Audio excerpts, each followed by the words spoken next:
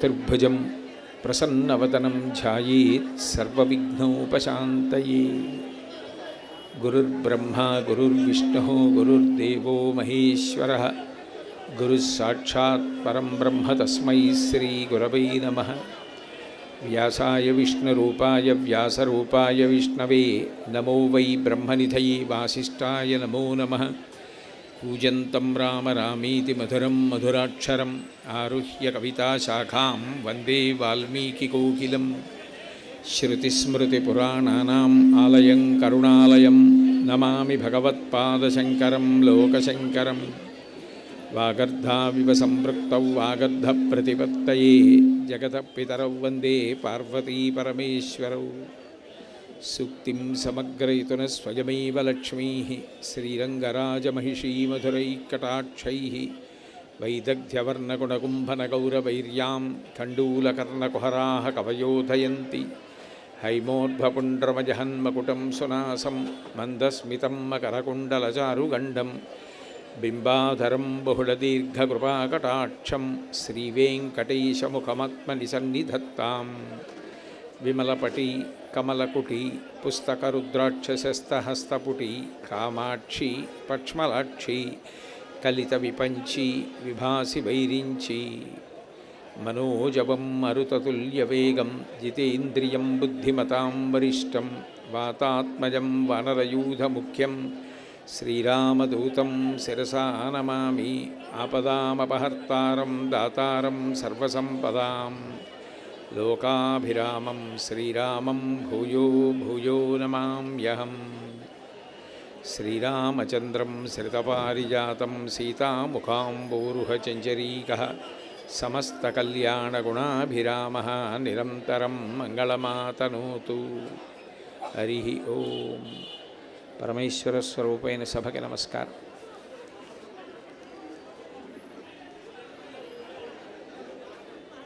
దండ ఉంచుకోవాలి కానీ చాలా బరువుగా ఉన్న కారణం చేత పక్కన పెట్టాను.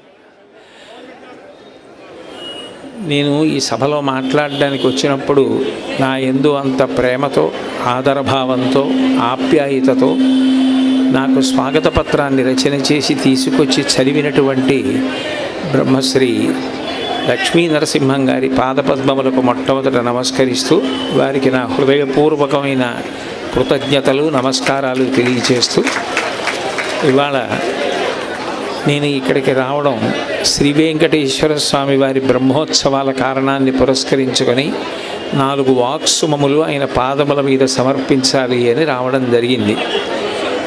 లక్ష్మీ నరసింహం గారు తన ప్రవచనంలో చెప్పినట్లుగానే తన స్వాగత పత్రంలో చెప్పినట్లుగా నాకు ఈ ఊరితో ఒక గొప్ప అనుబంధం. ఎందుకనంటే నేను ఈ ఊరిలోనే పుట్టాను, ఈ ఊరిలో పుట్టాను, ఈ ఊరిలోనే 10వ తరగతి వరకు చదువుకున్నాను. తర్వాతి కాలంలో నేను విశాఖపట్నం వెళ్ళిపోవడం జరిగింది చదువు కోసం. అందుకని ఇది నాకు జన్మభూమి.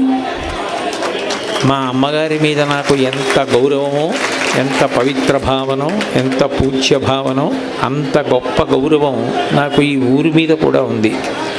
అటువంటి ఊరిలో బ్రహ్మోత్సవాలు జరుగుతున్నాయి, మీరు రావాలి అని ఆహ్వానించినప్పుడు నేను వెళ్ళడం కర్తవ్యము అనిపించి రావడం జరిగింది.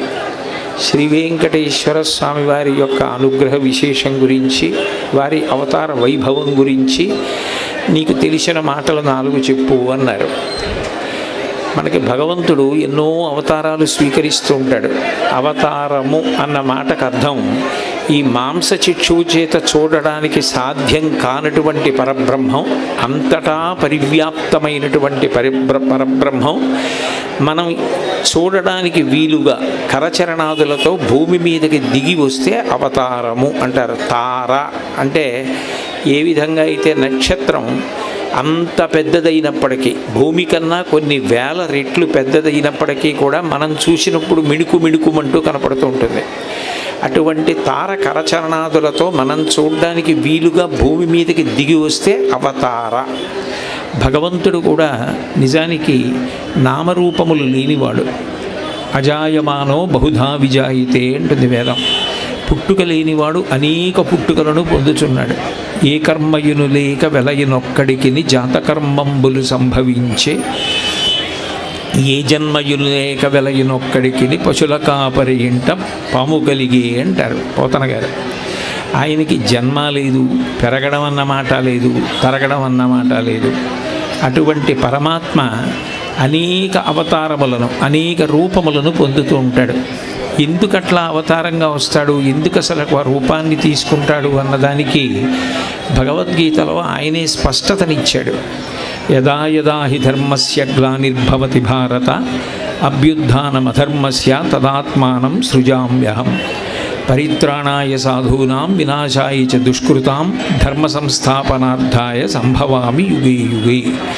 ఎప్పుడెప్పుడు అధర్మం పెరిగిపోతుందో, ఎప్పుడెప్పుడు ధర్మమునకు ఇబ్బంది కలుగుతుందో, ఎప్పుడెప్పుడు భాగవతోత్తములైన వారు ఇందుగలడందులేడని సందేహము వలదు చక్రి సర్వోపగతుండెందెందు వెదకి చూచిన అందందే కలడు దానవాగ్రణి వింటే అన్నట్టుగా పాల అంతటా కూడా నెయ్యి ఉన్నప్పటికీ సాధన చేస్తే తప్ప కనపడని నెయ్యిలా అంతటా పరివ్యాప్తమై అంతర్బహిశ్చ తత్సర్వం వ్యాప్య నారాయణ స్థిత అనిపించుకున్న పరబ్రహ్మం ఒక రూపంతో రావాలని కోరుకున్న వారి యొక్క ముచ్చట తీర్చడానికి, వారు పరమ భాగవతోత్తములు కనుక వారి కోరిక తీర్చడం కోసం వాళ్ళు ఏ రూపంతో కనపరమని అడుగుతారో అటువంటి రూపంతో దిగి వస్తున్నాడు.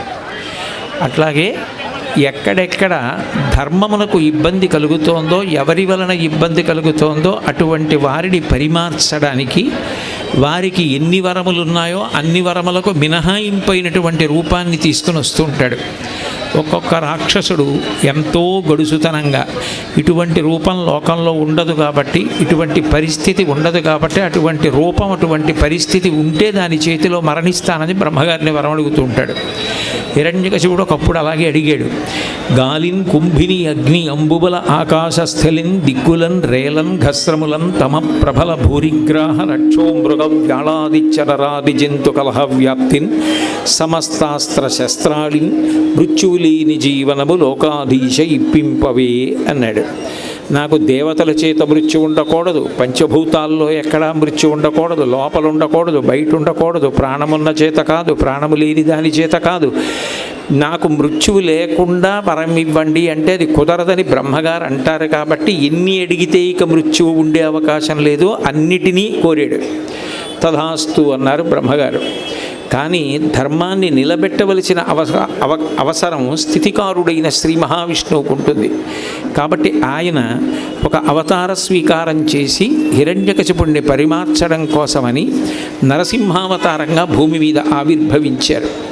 ఇంట్లో కాదు, బయట కాదు, గడప మీద, పగలు కాదు, రాత్రి కాదు, ప్రదోష వేళ, ప్రాణమున్నది కాదు, ప్రాణము లేనిది కాదు, కోసేస్తే ఖేదం లేదు, పెరుగుతోంది కాబట్టి ప్రాణమున్నది, అస్త్రము కాదు, శస్త్రము కాదు, మనిషి కాదు, మృగము కాదు, కొంత మనిషి కొంత సింహం నరసింహస్వామిగా వచ్చి కింద కాదు, భూమి కాదు, తొడల మీద వేసుకుని హృదయాన్ని చీల్చేసి హిరణ్యకశిప సంహారం చేశాడు. అంటే ఎప్పుడిప్పుడు ధర్మాన్ని సంస్థాపన చేయడం కోసం రాక్షసులు అడిగిన వరానికి మినహాయింపుగా ఒక రూపాన్ని తీసుకుని తాను రావలసి ఉంటుందో అటువంటి రూపాన్ని తీసుకుని పరమాత్మ వస్తాడు తప్ప యథార్థమునకు ఆయనకు అంటూ ఇదే రూపము అని చెప్పడం సాధ్యం కాదు. సనాతన ధర్మంలో అన్ని రూపములు ఆయనవే, ఆయన కానిది ఏదీ లేదు. ఏకస్త్వమేవ బహుధా భవభాసి లోకే నిశంకధీర్ వృషభకేతన మల్లినాథ శ్రీభ్రామరీ ప్రియ సుఖాశ్రయ లోకనాథ శ్రీమల్లికార్జున విభో తవ సుప్రభాతం అంటారు శ్రీశైల మల్లికార్జున సుప్రభాతంలో. స్వామి ఉన్నది నువ్వు ఒక్కడివే, ఆ ఒక్కడివి అనేక రూపములను తీసుకుంటున్నావు. దేని కొరకు అంటే భక్తుల యొక్క కోరిక తీర్చడానికి, ధర్మ సంస్థాపన కొరకు అన్ని రూపములను తీసుకుంటున్నాడు. అటువంటి పరమాత్మ ఎన్ని అవతారములు తీసుకున్నప్పటికీ ప్రధాన ప్రయోజనం మాత్రం దీని కొరకే వస్తాను అని తానే భగవద్గీతలో ప్రతిపాదించి ఉన్నాడు. ఆయన అట్లా తీసుకున్న అవతారములు ఎన్నో. భాగవతం 24 అవతారాలు చెప్పి అందులో దశావతారములు ప్రధానములని చెప్పింది. వేదోద్ధారణ మందరాభరణ పృథ్వీ ధర్మ నిర్మాణ ప్రహ్లాదత్రాణ బలిప్రతారణ నృపాహంకార నిర్వాపణ వైదేహీ రమణ ధనంజయ జయ వ్యాపార పారీణ క్షోణీ దివ్యత్కరుణ తమోహరణ తండ్రి వెంకటేశ ప్రభో అంటారు. ఇన్ని అవతారములు ఉన్నప్పటికీ శ్రీకృష్ణావతారం పరిపూర్ణావతారం. పరిపూర్ణావతారము, కళావతారము, అంశావతారము, అంశావతారము, పూర్ణావతారము, ఇట్లా అవతారముల యందు విభాగములు ఉంటాయి. పరిపూర్ణావతారము అంటే ఏ అవతారము యొక్క తేజస్సు మిగిలిన అవతారముల యొక్క అన్ని తేజస్సులను తనలోకి తీసేసుకుంటుందో, ఏ ఒక్కరి దర్శనము చేత సమస్త దేవతల యొక్క దర్శనం చేసిన ఫలితం కలుగుతుందో అటువంటి అవతారమును పరిపూర్ణావతారము అంటారు.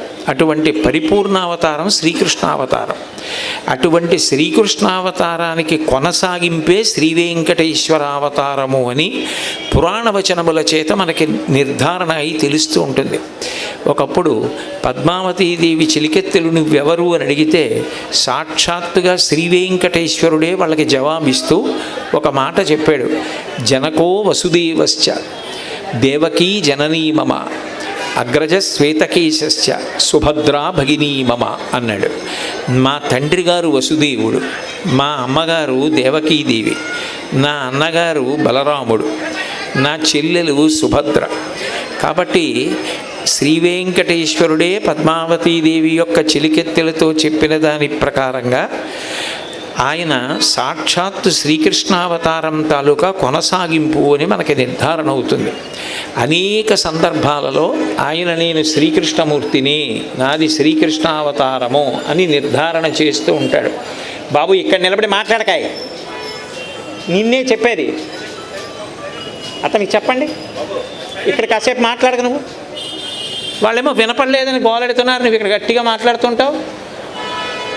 హరి ఓం. కాబట్టి ఆ పరిపూర్ణావతారమైన శ్రీకృష్ణావతారము యొక్క కొనసాగింపే శ్రీవేంకటేశ్వర అవతారం. అటువంటి శ్రీవేంకటేశ్వర అవతారం రావడానికి కారణం కూడా ఆయనే అనేక చోట్ల ప్రస్తావన చేసి ఉన్నారు. ప్రధానమైనటువంటి కారణములు 3. కలియుగంలో కలిపురుషుని యొక్క ఉద్ధతి చేత ప్రజలందరూ ధర్మ మార్గాన్ని విడిచిపెట్టి భ్రష్టులైపోయి కొన్ని కోటానుకోట్ల జన్మలు అట్లాగే పునరపి జననం పునరపి మరణం పునరపి జనని జఠరే శయనం అని తిరగవలసిన అవకాశం ఏర్పడితే, అటువంటి అగత్యం ఏర్పడితే వారిని రక్షించడం కోసం, తప్పించడం కోసం వచ్చిన అవతారం శ్రీవేంకటేశ్వర అవతారం. 2వ కారణం, తాను శ్రీకృష్ణ పరమాత్మగా ఉన్నప్పుడు తల్లి అయిన యశోద అడిగినటువంటి కోరిక తీర్చడం కోసం వచ్చాడు. 3వది, కలియుగ ధర్మాన్ని నిరూపణం చేయడం కోసం వచ్చిన అవతారం శ్రీవేంకటేశ్వర అవతారం. శ్రీవేంకటేశ్వర అవతారం రావడానికి ముందు నారదుడు ఒక పర్యాయం కలియుగం అసలు ఎట్లా ఉంటుందో చూద్దామని కలియుగ ప్రారంభంలో భూమి మీదకు వచ్చి జనుల యొక్క జీవన విధానాన్ని పరిశీలించి ఆశ్చర్యపోయి బ్రహ్మగారి దగ్గరికి వెళ్ళి తండ్రి గారితో విజ్ఞాపన చేశాడు. నాన్నగారు, కమలాక్షు నర్చించ కానక కామించి కమలాక్షితో పొద్దు గడుపువారు, రాజీవలోచను సేవింపనొల్లక రాజదైవంబని బడయువారు, శ్రీనాథుని నాడు సేవింపనొల్లక శ్రీమంతులగుట కాంక్షించువారు, నారాయణుని చేరు దారి నూహింపక దారుణాఘంబుల తగలువారు, ముక్తి అను పల్కు ఎరుంగక భక్తి మార్గ సాధనాకైక చిత్తులై కలియుగంబున జనులు పతితులౌటకు ఏను చింతింతునో అబ్జగర్భ అన్నాడు. నాన్నగారు, కలియుగంలో ధర్మ అర్థ కామ మోక్షములని పురుషార్థములు 4. నిజానికి పురుషార్థములు 4 అని చెప్పిన 4వదైనటువంటి పురుషార్థం మోక్షము ఏదున్నదో వాళ్ళెవ్వరికీ వినపట్టలేదు అని వాళ్ళు పాపం అలజడి పడుతున్నారండి. దీనిది కాదు సమస్య, అది వాళ్ళకి ఎవ్వరికీ వినపట్టలేదుట. అటువంటప్పుడు మీరు 2 మైకులు ఏవో పెట్టుకోవాలి, అటు ఇటును. ఒక్క మైకు పెట్టి వాళ్ళు అంతమంది పాపం వినపట్టలేదని గోల పెడుతుంటే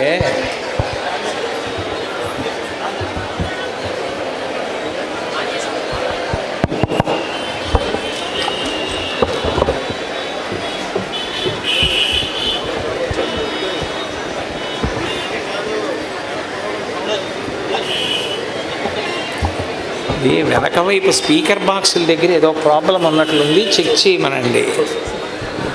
ముందు చూసుకోవాలి.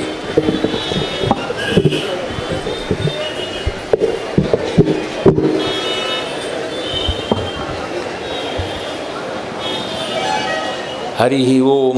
గురుర్బ్రహ్మ గురుర్విష్ణు గురుర్దేవో మహేశ్వర. వినపడుతోందా మీకు? వినపడుతోందా?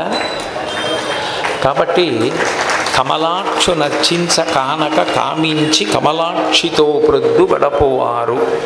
ధర్మార్థ కామమోక్షములని పురుషార్థములు చతుర్విధములు అని మనకి ప్రతిపాదింపబడినప్పటికీ నిజానికి మోక్షము లక్ష్యము.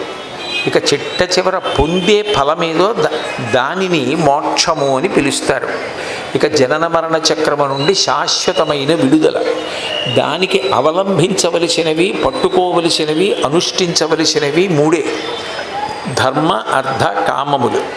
ఇందులో ధర్మం ప్రధానం. ధర్మము చేత అర్థము, ధర్మము చేత కామము కట్టబడాలి. అంటే సంపాదించినప్పుడు ఇది నేను ధార్మికంగా సంపాదించానా అన్న ప్రశ్న ఉండాలి. ఖర్చు పెట్టినప్పుడు ఇది నేను ధర్మశాస్త్రం అంగీకరించిన దానికే ఖర్చు పెడుతున్నానా? కేవలము నా దగ్గర డబ్బు ఉందని నా ఇష్టం వచ్చినట్లు ఖర్చు పెట్టడానికి వీల్లేదు. అది ధర్మాన్ని పాడు చేసే కారణాలకి ఖర్చు పెట్టకూడదు కదా, సమర్థించకూడదు. ధర్మమును రక్షించే విషయంలో నేను ఖర్చు పెడుతున్నానా? సంపాదించినప్పుడు ధార్మికంగా ఖర్చు పెడుతున్నానా అని ఆలోచించి అర్థ సముపార్జన చేసిన వాడు ఎవరుంటాడో ఆయన ధర్మమును పాటించాడు. ఇక కామము అంటే కోరిక. కామము అంటే అన్ని వేళలా స్త్రీ పురుష సంబంధమైన విషయము కాదు. కామము అంటే కోరిక. అది ఏదైనా కావచ్చు, ఏ కోరికైనా కావచ్చు. ఆ కోరిక మనసులో పుట్టినప్పుడు పరిశీలించవలసినది ఒక్కటే: ఇది ధర్మచట్రంలో ఇముడుతుందా? అది ప్రశ్న వేసుకొని ఇది ధర్మచట్రంలో ఇముడుతుంది అని అనిపించింది అనుకోండి, ఆ కోరిక తీర్చుకుంటే దాని వలన దోషమేం రాదు గృహస్థుకి. నాకు పులిహోర తినాలి అని ఉందనుకోండి, నేను నా ధర్మపత్నికి చెప్పి దాన్ని వండించి నైవేద్యం పెట్టి ఇంటికొచ్చిన అతిథికి పెట్టి భగవత్ప్రసాదంగా నేను తిన్నాననుకోండి, అది నన్ను ఏం బంధించదు. కానీ పక్కవారింట్లో చిన్న పిల్ల పెట్టుకున్న ఆభరణాలు ఆమెకి ఇంకా ఏమీ తెలియదు కాబట్టి తల్లిదండ్రులు పక్కన లేనప్పుడు ఆ పిల్ల మెళ్ళో గొలుసు నేను తస్కరిద్దామన్న ఆలోచన కలిగిందనుకోండి, అది ధర్మచట్రంలో ఇముడుతుందా? ఇమడదు అని ఏది అనిపించిందో అది చెయ్యకుండా ఉండడం. కోరిక పుట్టినా అది ధర్మచట్రంలో ఇమడదు అన్నప్పుడు నేను చెయ్యను అని నిగ్రహించుకోగలిగితే దానికే శ్రద్ధ అని పేరు. గురువుగారు చెప్పారు, శాస్త్రం చెప్పింది, ఇటువంటి పనులు చేస్తే నా జీవుడు పతనమైపోతాడు కాబట్టి నేను చెయ్యను అని చెయ్యకుండా ఎవరు తాను నిగ్రహించుకుంటాడో ఆయనే శ్రద్ధావంతుడు అని పిలువబడతాడు. శాస్త్రస్య గురువాక్యస్య సత్యబుద్ధ్యావధారణ సా శ్రద్ధ కలితా సిద్ధి యా వస్తుపలభ్యతే అంటారు శంకర భగవత్పాదులు శ్రద్ధ అన్న మాటకు వ్యాఖ్యానం చేస్తూ. శాస్త్రము సత్యము, గురువుగారు చెప్పినది సత్యము అని నమ్మి ఎవరు దానికి ప్రాధాన్యతనిచ్చి కేవలం ప్రియం, మనసులో ఒక కోరిక పుట్టింది కాబట్టి నేను తీర్చుకుంటానని ప్రయత్నం చెయ్యకుండా ధర్మచట్రంలో ఇమిడితేనే తీర్చుకునేవాడున్నాడో ఆయన కామము ధర్మము చేత ముడిపడింది. సంపాదించినప్పుడు ఖర్చు పెట్టినప్పుడు ధర్మాన్ని దృష్టిలో పెట్టుకుని చేసిన వాడి యొక్క అర్థము ధర్మంతో ముడిపడింది. అర్థము కామము ధర్మంతో ముడిపడిపోతే ఇక ప్రత్యేక ప్రయత్నం అక్కర్లేకుండా వచ్చేది మోక్షము. భక్తి అన్న మాటకు అర్థం కేవలం ఏదో ఒక దేవాలయానికి వెళ్ళడమో, గుళ్ళో కూర్చోవడమో, పూజా మందిరంలో కూర్చోవడమే అయితే ఒక కల్లు కుండని తీసుకెళ్ళి త్రివేణి సంగమంలో ఎన్ని సంవత్సరాలు పెడితే అది పరిశుద్ధమైనట్టు కాదు. శంకర భగవత్పాదులంతటి వారంటారు శివానందలహరిలో, గభీరే కాసారే విశతి విజనే ఘోర విపినే విశాలే శైలీ చ భ్రమతి కుసుమార్థం జడమతి సమర్ప్యై చేతస్సరసిజముమానాద భవతే సుఖీనావస్థాతుం జన ఇహ న జానాతి కిమహో అంటారు. గుడికి వెళ్ళొద్దని చెప్పట్లేదు, ఇంట్లో పూజ చెయ్యొద్దని చెప్పట్లేదు. కానీ ఇంట్లో పూజా మందిరంలో ఉన్నంతసేపే భగవంతుడితో అనుబంధం అనుకుంటే అది పెద్ద పొరపాటు. జీవితంలో అర్థ సముపార్జన చేసినప్పుడు ధర్మమే, కామమును తీర్చుకున్నప్పుడు ధర్మమే, ధర్మమే జీవితంగా ఎవరు ప్రవర్తిస్తున్నారో అప్పుడు వారికి చిట్ట చివర కలిగే ఫలితం ఏది? ధర్మానుష్ఠానము చేత, అంటే మోక్షము. ఇదే భీష్మాచార్యుల వారు విష్ణు సహస్రం గురించి మాట్లాడుతూ ఆచార ప్రభవో ధర్మ అంటాడు. నువ్వు ఆచరించినది ఏదో అది ధర్మం, ప్రవచనం చేసింది ధర్మం కాదు. ప్రవచనం చేశావు అంటే నీకు తెలిసింది చెప్పగలిగావు అని అర్థం. నేను ఆచరించినది ఏది ఉందో అదే ధర్మం.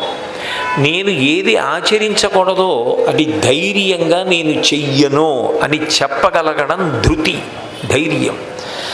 యం పాలయసి ధర్మం త్వం ధృత్యాచ నియమేన చ సవై రాఘవశార్దూల ధర్మస్వాం అభిరక్షతు అంటుంది కౌసల్య. ధర్మాచరణమునందు ఆ ధైర్యం ఉండాలి. నేను అధర్మం జోలికి వెళ్ళను, నాకు ధర్మమే కావాలి. కాబట్టి అర్ధకామములు ధర్మముతో ముడిపడితే మోక్షం. కానీ ఈ అర్ధకామములు ధర్మంతో ముడివేయడం కలియుగంలో అంత తేలిక విషయం కాదు. ఎందుచేతనంటే కలిపురుషుడు ఎప్పుడూ పాపం చేయించడానికి ప్రయత్నిస్తాడు. పాపం అనగా ఏమి? ఏది భగవంతుడు చెయ్యవద్దన్నాడో అదే పాపం. తేలికగా చెప్పాలి అంటే నిషిద్ధ కర్మ పాపం. మీరు ఒక్కటి ఆలోచించండి, విహిత కర్మ అని ఒకటి, నిషిద్ధ కర్మ అని ఒకటి ఉంటుంది. విహిత కర్మ అంటే చెయ్యవలసినది, నిషిద్ధ కర్మ చెయ్యకూడనిది. నేను ఒక విహిత కర్మ చెప్పాను అనుకోండి, మీరందరూ చేయడం తేలిక. ఏమండి, రేపు శనివారం తెల్లవారుజాము 4 గంటలకి లేచి మీ అందరూ 3 మాటలు శ్రీరామ అనండి, మీకు విశేష పుణ్యం కలుగుతుంది అని నేను అన్నాను అనుకోండి. మీరు తెల్లవారుజాము 4 గంటలకి లేచి 3 మాటలు శ్రీరామ అనడానికి ప్రయత్నిస్తారు. విహిత కర్మాచరణము తేలికే. మీరు తెల్లవారుజామున లేచి 3 మాటలు శ్రీరామ అనే లోపల మాత్రం మీకు ఏ కారణం చేత కూడా కుక్క గుర్తు రాకూడదు అని నేను అన్నాను అనుకోండి, అది గుర్తొస్తుంది. నిషిద్ధ కర్మ అంటే ఏది చెయ్యవద్దు అని భగవంతుడు చెప్పాడో అదే చెయ్యాలనిపిస్తుంది. ఎందుకు చెయ్యాలనిపిస్తుంది? పాపం మనిషిని పాడు చేసేస్తుంది. ఈ జన్మతో సరిపోదు కదా, పాపం జీవుడిని వెంట తరిమి ఉత్తర జన్మల్లో చాలా పతనం చేస్తుందని తెలుసు కదా, అయినా మరి పాపం ఎందుకు చేస్తాడు అంటే పాపమునకు ఒక లక్షణం ఉంటుంది. అది ఇంద్రియములకు మనసుకు సుఖము అన్నదాన్ని మేతగా వేస్తుంది. ఇప్పుడు వద్దు అన్న పని ఎందుకు చేస్తాడు? ఏదో కంటికి సంతోషం కలగాలి, చెవికి సంతోషం కలగాలి, ముక్కుకి సంతోషం కలగాలి, ముట్టుకున్నప్పుడు స్పర్శకి సంతోషం కలగాలి, ఏదో తింటే సంతోషం కలగాలి, మనసు రంజిల్లాలి. దానికోసం వద్దన్న పని చేస్తున్నాడు.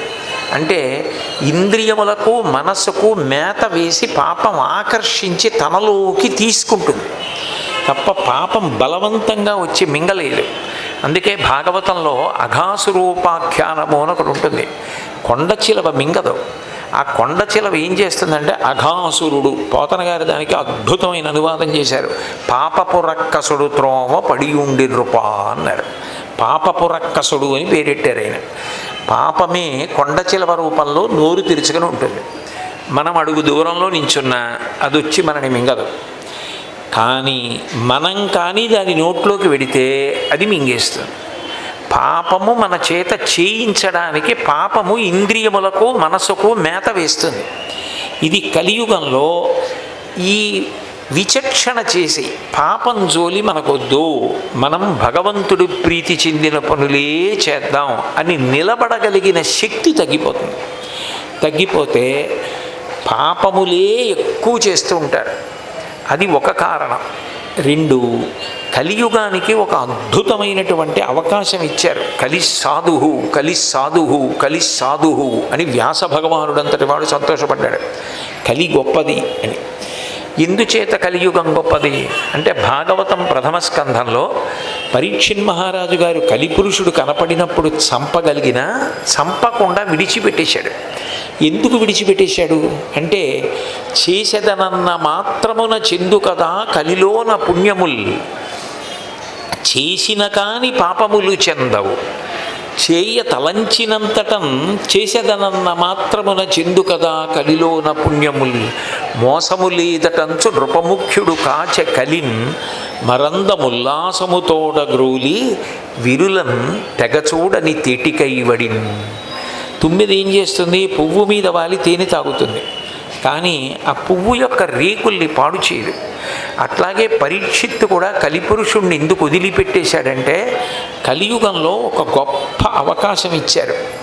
కలియుగంలో త్రికరణ శుద్ధిగా ఆర్తితో ఏదైనా మంచి పని చెయ్యాలి అని అనుకున్నాడు అనుకోండి. అది ఏదో ఆషామాషిగా వాచా ప్రలాపంగా కాదు, నిజంగా త్రికరణ శుద్ధిగా ఈ మంచి పని జరగాలి జరగాలి జరగాలని వెంపర్లాడాడు.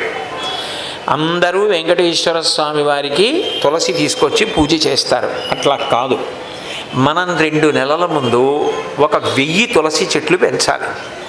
1000 తులసి చెట్లు పెంచి స్వామివారికి తులసి అర్చన జరిగే రోజున మనందరం కలిసి 1000 తులసి చెట్ల యొక్క తులసి దళాలు కొయ్యాలి. కోసి అప్పటికప్పుడు కోసినటువంటి తులసి దళాలతో స్వామికి అర్చన జరగాలి తప్ప ఎక్కడో కొని తీసుకురావడం కాదు. కనీసం ఒక తులసి చెట్లు పెరిగి దళాలు ఇవ్వాలి అంటే ఒక నెల 15 రోజుల సమయమైనా ఇవ్వాలా? దానికోసం నిజంగా వెంపర్లాడి నిజంగా కష్టపడి తులసి బృందావనం పెంచి ఇంత తులసి కోసి అంత గోవిందనామని చెప్తూ 1,00,000 మాటలు గోవిందనామం వినపడుతుండగా 1,00,000 బిల్వాలు మనం నీళ్లు పోసి పెంచిన మొక్కల నుంచి మనం చేసిన తులసి చేయనం. ఆ తులసి దళాలు స్వామి పాదాల మీద పడాలి అని వెంపర్లాడాడు. అది ఆయన త్రికరణ శుద్ధిగా అట్లా ఎన్ని మాటలు అనుకుని తాపత్రయపడ్డాడో అన్ని మాటలు ఆయన అట్లా బిల్వార్చన చేశాడు, తులసిదళంతో అర్చన చేశాడని ఇచ్చేస్తారు కలియుగంలో. అదే పాపం అనుకోండి, అనుకుంటే ఇవ్వరు, చేస్తేనే ఇస్తారు. చేసిన కాని పాపములు చెందవు, చేయతలంచినంతటన్ చేసేదనన్న మాత్రమున చెందు కదా కలిలోన పుణ్యముల్ మోసములేదటంచు నృపముఖ్యుడు కాచె కలిన్. మనసు మంచిగా ఉంచుకోవడం అలవాటైతే, ఎప్పుడూ మంచి విషయాలు ఆలోచించడం అలవాటు చేసుకుంటే, మంచి పనుల కోసం ఆర్తి పొందితే అది జరిగిందా జరగలేదా అన్నదాన్ని పక్కన పెట్టండి, ఆర్తి పొందాడు కాబట్టి ఆయన చేసేశాడు అని ఆ ఫలితం ఇస్తారు. అప్పుడు మనసుని నిగ్రహించగలిగితే, మంచి సంకల్పములు త్రికరణ శుద్ధిగా చెయ్యగలిగితే ఆ మనిషి ఎంత ఉన్నతిని పొందుతాడు. కాబట్టి ఎందుకు చంపాలి కలిపురుషుణ్ణి? చంపకుండా వదిలిపెట్టేశాడు పరీక్షిత్. అయితే కలియుగంలో ఉన్న అత్యంత ప్రమాదకరమైన లక్షణం ఏమిటంటే, కలియుగంలో రాక్షసులకు ఉపాధిని ఇవ్వలేదు. మిగిలిన యుగాల్లో రాక్షసులకు ఒక ఉపాధి ఉంటుంది. కామరూపులైతే అయి ఉండవచ్చుగాక, వాడు పిల్లిగానో కోతిగానో కుక్కగానో మారుతూ ఉంటాడు, అది వేరు. కానీ వాళ్ళకు ఒక ఉపాధి ఉంటుంది. బల్లి ఒక శరీరం, కుక్క ఒక శరీరం, ఎలక ఒక శరీరం. వాటిని చూడగానే ఇది ఎలుక, ఇది కుక్క, ఇది పంది అని తెలుస్తుంది. అట్లా రాక్షసులకు ఉపాధులు ఉండేవి పూర్వం. కలియుగంలో ఏం చేశారంటే, రాక్షసుడికి శరీరం లేదు, ఎక్కడ ఉండాలని అడిగారు. మనిషి మనసుని వాసస్థానం చేశారు. మనిషి ఎందు ఉండు, నీకు ఎప్పుడు అవకాశం కలిగితే అప్పుడు విజృంభించు. అప్పుడు రాక్షసుడు ఎవరవుతాడంటే మనిషి అవుతాడు. మీరు అందుకే చూడండి, ఇది ఎప్పుడు ప్రారంభమైందంటే ద్వాపర యుగం చివర అశ్వత్థామ మొట్టమొదట అంత క్రూరంగా ప్రవర్తించి ఉపపాండవుల్ని దృష్టజ్యుమ్నుణ్ణి అందరినీ చంపేయడం దగ్గర ప్రారంభమైంది ఆ విచిత్రమైనటువంటి పరిస్థితి. అంటే మనిషి రాక్షసుడిగా మారిపోతే ఇక యుక్తాయుక్త విచక్షణ ఉండదు, అంత పాపాన్ని చేసేస్తాడు. అంటే రాక్షసుడు ఎవరి ఉపాధి ద్వారా చేస్తాడు అంటే మనిషి ఉపాధి ద్వారా చేస్తాడు. అప్పుడు యదా యదా హి ధర్మస్య గ్లానిర్భవతి భారత అభ్యుత్థానమధర్మస్య తదాత్మానం సృజామ్యహం ఎట్లా చెల్లుతుంది? రామావతారంలో అయితే ఆయన ఒక్కడు వస్తే కోట్ల మంది రాక్షసుల్ని ఒక్కడే మట్టు పెట్టేశాడు. రామదాస్ గారు దాశరథీ శతకంలో అంటాడు, బండన భీముడాత్మజన బంధవుడు ఉజ్వల బాణతోన కోదండ కళాప్రచండ భుజతాండవ కీర్తికి రామమూర్తికి రెండవ సాటి దైవమిక లీడను చున్గడ కట్టి భేదికాడండడండడండనెడదంబుల జండము నిండమత్త వేదండము నిక్కి చాటదను దాశరథీ కరుణాపయోనిధి అంటాడు. రామచంద్రమూర్తికి ఆగ్రహం వస్తే ఆయన భుజములు తాండవం చేస్తాయిట. అసలు శూర్పణకు అక్కడ మోహించింది రామాయణంలో. ఎప్పుడు బాణం తీస్తాడో, ఎప్పుడు సంధిస్తాడో, ఎప్పుడు విడిచిపెడతాడో తెలియదు, అలా వేస్తాడు బాణాలు. అటువంటి రామచంద్రమూర్తి కాబట్టి అంతమంది రాక్షసుల్ని చంపాడు. కలియుగంలో భగవంతుడు ఏం చేయాలి? ఎంతమంది మనుష్యుల్ని చంపేయాలి? అప్పుడు అసలు జంతువునాం నరజన్మ దుర్లభం, నరజన్మ అన్ని జన్మలలోకి గొప్పది. ఎందుకని? దేవతలు కొంతకాలం స్వర్గలోకంలో ఉండి పుణ్యం అయిపోతే మళ్ళీ వచ్చి ఇక్కడ పడిపోవాలి. క్షీణే పుణ్యే మర్త్యలోకం విశంతి. వాళ్ళు ఇక్కడికి వచ్చి పడిపోతారు. వాళ్ళు ఇంకా మళ్ళీ పుణ్యకర్మలు చేసి పైకి వెళ్ళడానికి వాళ్ళకి అవకాశం లేదు. తిరియక్కులు, భూమికి వెన్నుపాం అడ్డంగా ఉండే ప్రాణులకు అసలు ఉత్తమ కర్మ చేసే అధికారము లేదు, బుద్ధి లేదు. మనిషి గొప్ప గొప్ప కర్మలు చేసి నాకు ఏ ఫలితం అక్కర్లేదు, పుణ్యం అక్కర్లేదు, పాపం అక్కర్లేదని కేవలము భగవంతుడు చెప్పినటువంటి విధి విధానముతో వైదికమైన కర్మలను మాత్రమే ఆచరించి శ్రద్ధాళువైన కారణం చేత ప్రీతి పొందిన భగవానుడు చిత్తశుద్ధినిచ్చి చిత్తశుద్ధిని పాత్రతను చేసి ఇచ్చిన జ్ఞానము వలన ఇక మళ్ళీ పుట్టవలసిన అవసరాన్ని పోగొట్టుకొని పునరావృత్తి రహిత శాశ్వత శివ సాయుధ్య స్థితిని పొందగలడు. అంటే మోక్షాన్ని పొందుతాడు. నాకు పుణ్యమే కావాలి అంటే దేవతా పదవులలోకి వెళ్ళగలడు. నేను ఇవేం పట్టించుకోనని పాపం చేస్తే తిరియక్కుగా వెళ్ళిపోగలడు. మనిషి 3 మార్గములలో వెళ్ళగలడు, మోక్షాన్ని పొందగలడు. ఏ ఇతర ప్రాణికి మోక్షం అన్న మాట అన్వయం చేయడం అవకాశం లేదు, దేవతలకు కూడా లేదు ఆ మాట. అయినప్పుడు అంత గొప్పదైన మనుష్య జన్మ ఇచ్చిన భగవంతుడే నీ మనసులో రాక్షసుడు దూరడానికి వీలుగా నువ్వు బతుకుతున్నావు కాబట్టి నిన్ను చంపేస్తానని ఎట్లా అంటాడు? అప్పుడు కృష్ణుడిలాగో రాముడిలాగో వచ్చి కన్నులు తెరవని కడుచిన్ని పాపడై దానవి చనుబాలు త్రావి చంపే 3వ నెల నాడు ముద్దుల కుర్రడై కోపించి శకటంబు పూలద్రోసే ఏడాది కుర్రడై ఎగసి తృణావర్తు మెడపట్టుకుని చీరి మృతుని చేసే అని రాక్షస సంహారం చేసినట్టు చేయడానికి కుదరదు.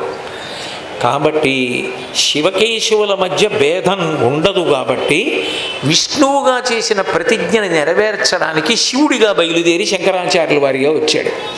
వచ్చి అందరి మనసులు పరిశుద్ధముగా ఉండడం కోసమని అవైదిక వాదనలను ఖండించి వేద ప్రమాణమును నిలబెట్టాడు. శంకర భగవత్పాదులు వేద ప్రమాణమును నిలబెట్టకపోతే ఇవాళ ఈ గుడి ఏమిటి, బ్రహ్మోత్సవాలు ఏమిటి, శ్రీరామనవమి ఏమిటి, కృష్ణాష్టమి ఏమిటి, మహాశివరాత్రి ఏమిటి? అసలు వైదిక మతాన్ని నిలబెట్టిన వారు, అవైదిక వాదనలు ఖండించిన వారు, వేద ధర్మాన్ని నిలబెట్టిన వారు శంకర భగవత్పాదులు. అటువంటి శంకర భగవత్పాదుల అనుగ్రహ విశేషం చేత వేదం నిలబడింది. ఆయన యావత్ భారతం పాదచారి అయి పర్యటించి గంగ మనం వెళ్ళాలి, కానీ గంగ మన దగ్గరికి వస్తే అట్లా ఆయనే దక్షిణామూర్తిగా ఎక్కడో కైలాసంలో కూర్చోవాలి. కానీ త్యక్వా మౌనం వటవిటపినో మూలతో నిష్పతంతి శంభోర్మూర్తిశ్చరతి భువనే శంకరాచార్య రూప. యావత్ భారతం పర్యటించి ఆయన అవైదిక వాదనలను తొలగత్రోసి వైదిక భావనలు, మంచి భావనలు ఉండేటట్టుగా బోధ చేశారు. అందుకే చిట్ట అవతార పరిసమాప్తి చేస్తూ కూడా వేదో నిత్యమధీయతాం తదిదితం కర్మస్వనుష్ఠీయతాం, వేదమును ప్రమాణంగా తీసుకుని కర్మలు చేయండి అని చెప్పారు. కాబట్టి ఒక గురువుగా భగవంతుడు వచ్చి మనలో ఉన్నటువంటి రాక్షసులను తరిమి కొట్టాడు తప్ప మనుషులను చంపేస్తే ఎట్లా కుదురుతుంది? అందుకని సంహారం చేయలేదు. కానీ కలిపురుషుని యొక్క ఉద్ధతి పెరిగిపోతుంటే అసలు ఎవ్వరికీ కూడా ధర్మము చేత అర్ధకామములను ముడివేద్దామని ప్రయత్నం చేసుకునేటంత అవకాశం కలిపురుషుడు ఇవ్వకుండా జంఝామారుతంలా కొట్టిపారేస్తున్నాడు అనుకోండి, పాపచింతన పెరిగిపోయేటట్టు చేస్తున్నాడు అనుకోండి. అప్పుడేమవుతుంది అంటే రాజీవలోచను సేవింపనొల్లక రాజదైవంబని భ్రమయువారు. అక్కడ ఎదురుగుండా ఉన్నవాడెవరు? అఖిలాండ కోటి బ్రహ్మాండ నాయకుడు. ఆయన గొప్ప, నేనా గొప్ప? ఆయన ఎదురుగుండా పొగడ్త నాకా ఆయనకా? ఆయన అనుగ్రహం చేత 4 మాటలు చెప్పుకు బ్రతుకుతున్నవాడిని నేను, అంతేగాని ఆయన కన్నా గొప్పవాడిని నేనుగాను. అది తెలిస్తే ఏం చేయాలి? ఆయన ఎదురుగుండా నన్ను పొగడకూడదు. ఆయన అనుగ్రహం మీ ఎందు ప్రవేశించింది, ఆయన అనుగ్రహానికి మీరు పాత్రులయ్యారు. చాలా సంతోషం అనాలి. అంతేగాని మీరు రామాయణం చెప్పారు, భారతం చెప్పారు, భాగవతం చెప్పారని ఆయన ఎదురుగుండా అనొచ్చా? అనకూడదు. అంటే దాని అర్థం ఏమిటి? రాజీవలోచను సేవింపనొల్లక రాజదైవంబని భ్రమయువారు. అధికారుల్ని పొగడ్డానికి, ప్రభుత్వాల్ని పొగడ్డానికి, ప్రభుత్వాధినేతల్ని పొగడ్డానికి ఎంతంత పెద్ద పెద్ద స్తోత్రాలైనా నోటికొస్తాయి, ఎంతంత వాక్య నిర్మాణాలైనా వస్తాయి. విష్ణు సహస్రనామ స్తోత్రం చదవరా అంటే మాత్రం నా బోటిగాడికి రాకపోవచ్చు. అంటే ఎంతసేపు తన స్వప్రయోజనం కోసం తన పైవాళ్ళని పొగడమంటే మాత్రం ఆదిశేషుడు సరిపోడు అన్ని తలలు. శ్రీనాథునేనాడు సేవింపనొల్లక శ్రీమంతులగుట కాంక్షించువారు. విష్ణు అక్కర్లేదు, ఎందుకంటే విష్ణు అయితే మళ్ళీ ధర్మం కావాలంటాడు ఆయన. అందుకని లక్ష్మీ పూజలు బాగా చెయ్యాలని కోరిక. ఏం కావాలంటే లక్ష్మీదేవి అనుగ్రహం కావాలి. ఆవిడేమంటుంది? నేను నిత్యానపాయని, ఆయన ఎక్కడుంటారో నేను అక్కడుంటానంటుంది. అనగా ఆదిలక్ష్మి అయిన రుక్మిణితోడ క్రీడ సల్పుచున్న కృష్ణ చూచి పట్టణంబులోని ప్రజలు ఉల్లసిల్లిరి ప్రీతులగుచు ముక్త భీతులగుచు అంటారు. శక్త్యాయ లోభయితుం నాహం ఐశ్వర్యేణ ధనేనవా అనన్యే రాఘవేణాహం భాస్కరేణ ప్రభాయధ అంటుంది సీతమ్మ. వజ్రమొద్దు, కాంతి కావాలి, సూర్యుడొద్దు, ప్రభ కావాలి, చంద్రుడొద్దు, చల్లతనం కావాలి, పాలొద్దు, తెల్లతనం కావాలి, మల్లెపువ్వు వద్దు, సువాసన కావాలి. సాధ్యమా? రాముడొద్దు, సీతమ్మ కావాలంటే జరుగుతుందా? లక్ష్మీ కటాక్షం కావాలని అడిగేవాడే కానీ నారాయణమూర్తి అనుగ్రహం మాకు కావాలని పరితపించేవాళ్ళు తగ్గిపోతారు. ఎంతసేపు లౌకికమైన ఐశ్వర్యమునందు ప్రీతి. ఇట్లా జరిగిపోతే కొన్నాళ్ళకి ఏమైపోతుంది అంటే ముక్తి అను పలుకు ఎరుంగక. అసలు ముక్తి అన్నమాట, మోక్షం అన్నమాట మాట్లాడితే అవి ఉన్నాయా మాటలు? అన్నమాచార్యుల వారి కీర్తనలు ఇవాళ వినపడుతుంటే కొన్ని మాటలకు అర్థాలు తెలియక నిఘంటువులు రచన చేయవలసి వచ్చినట్లు. ముక్తి అని ఒక మాట ఉంటుందండి అని అడిగే స్థితి వచ్చి భుక్తి అన్నదొక్కటే తెలుస్తుంది. ఎప్పుడూ శరీర పోషణం, శరీరాన్ని రంజిల్ల చేయడం, శరీరాన్ని సంతోషపెడుతూ ఉండడం, అది ఉంటుందా? పోనీ అది ఏమైనా పోషిస్తే ఉంటుందా అంటే అది ఉండేది కాదు. అది ఎప్పుడో అప్పుడు నేను వెళ్ళిపోతానని పాపం దాని తప్పే ఉంది, అది నిరంతరం చెప్తూనే ఉంటుంది. అది జాతస్య హి ధ్రువో మృత్యు ధ్రువం జన్మమృతస్య చ తస్మాద్ అపరిహార్యేర్థే నత్వం శోచితుమర్హసి. అది ఎప్పుడు ఇవాళ ఉంటుంది, కొన్నాళ్ళకు పడిపోతుంది. ఆ శరీరం అన్నది శాశ్వతం కాదు, కానీ అది ఉంటుందన్న భ్రాంతి పెరిగిపోయి దాని పోషణ, దాని సుఖం, దాని సంతోషం మీదే మనసు మగ్నం అయిపోతుంది. అది కలియుగం యొక్క లక్షణం. అటువంటి స్థితిలో ఎవరు కాపాడాలి అని నారదుడు వెళ్ళి బ్రహ్మగారితో మొరపెట్టుకున్నాడు. ఈ స్థితిలో అసలు మనుష్యుల్ని కాపాడేవాడు ఎవడు అని అడిగాడు. మరి పాపాలు చేసేసిన తర్వాత అవి అనుభవంలోకి వస్తాయి. అనుభవంలోకి వచ్చినప్పుడు పాపం చేసినప్పుడు పొందిన సంతోషం పాపం అనుభవంలోకి వచ్చినప్పుడు దుఃఖంగా వస్తుంది. కాలోహి బలవాన్ కర్త సతతం సుఖదుఃఖయోహో నరాణం పరతంత్రాణం పుణ్య పాపాలు యోగత అంటాడు వ్యాసుడి దేవి భాగవతంలో. నేను చేసిన పాపపుణ్యములను లెక్క పెట్టగలిగిన వాడెవరంటే భగవంతుడు. ఆయన గత జన్మలలో నేను చేసిన పాపంలో కొంత భాగానికి ఈ జన్మలో అనుభవించవలసి వచ్చినప్పుడు దుఃఖాన్ని ఇస్తాడు ఫలితంగా. పుణ్యానికి సుఖాన్ని ఇస్తాడు. సుఖము అనుభవించడం తేలిక, దుఃఖాన్ని అనుభవించలేడు. కానీ మరి చేసిన పాపానికి ఫలితంగా దుఃఖము అనుభవించాలి. ఆ దుఃఖం అనుభవించవలసి వచ్చినప్పుడు మరి ఎవరితో మొరపెడతాడు? మళ్ళీ భగవంతుడితో మొరపెడతాడు. స్వామి నన్ను ఈ దుఃఖంలోంచి, కష్టంలోంచి గట్టెక్కించు స్వామి అంటాడు. అప్పుడు ఎవరు రక్షిస్తారు? ఈ ప్రశ్న వేశాడు తరిగొండ వెంగమాంబ గారిని మహాతల్లి. వెంకటేశ్వర స్వామి వారి యొక్క పరిపూర్ణమైన అనుగ్రహానికి పాత్రురాలు. ప్రతిరోజు ఏకాంత సేవ అయిపోగానే వెంకటేశ్వర స్వామి వారు బయలుదేరి తరిగొండ వెంగమాంబ గారి ఇంటికి వచ్చేవారు. అన్నమాచార్యుల వారి ఇంటి వెనకాతలే ఆవిడ ఇల్లు ఉండేది. ఆ ఇంట్లో ఆయన ఒక ఊయల బల్ల ఉంటే ఆ బల్ల మీద కూర్చుని ఉండేవారు. కూర్చుని ఊయల ఊగుతుంటే ఈవిడ వెంకటాచల మాహాత్మ్యము అని ఒక కావ్యాన్ని, అట్లాగే భాగవతాన్ని చెప్తుంటే తెల్లవారే వరకు వింటూ ఉండేవాడు ఆయన. ఒకరోజు ఆయన పరవశంలో, అంటే తనకే తన కథ అంత పరవశంగా ఉంటుందట భగవంతుడికి. భగవంతుడు ఎక్కువ ఇష్టపడతామా భగవత్ కథని ఇష్టపడతామా అంటే భగవంతుడి కన్నా భగవత్ కథే ప్రీతిపాత్రంగా ఉంటుందట. ఎక్కడో భగవంతుడి గురించి ప్రవచనం అవుతోందనుకోండి, అందరూ సంతోషంతో వింటూ ఉంటే పక్కకొచ్చి వెంకటేశ్వర స్వామి కూర్చుని ఇలా పిలిచి నా గురించే చెప్తున్నాడు అంటే, నీ గురించి చెప్తే చెప్పాడు కానీ కాసేపు మాట్లాడకుండా ఉంటావా అంటట. అంటే భగవంతుని కన్నా భగవత్ కథ ప్రీతిపాత్రం. అందుకే పోతన గారు అమరేంద్రాదుల కొల్చు భంగి జనులబ్జాక్షు సేవించగా విమల జ్ఞాన విరక్తి ముక్తి నొసగున్ వెయ్యేల భూనాథ తత్ కమలాధీశు కథా సుధారస నదీ కల్లోల మాలా పరిభ్రమమివ్వానికి నైల కర్ణయుగళీ పర్వంబు కాకుండునే అన్నారు. అది కర్ణయుగళీ పర్వంబు కాకుండునే, అది 2 చెవులకు అమృతధార.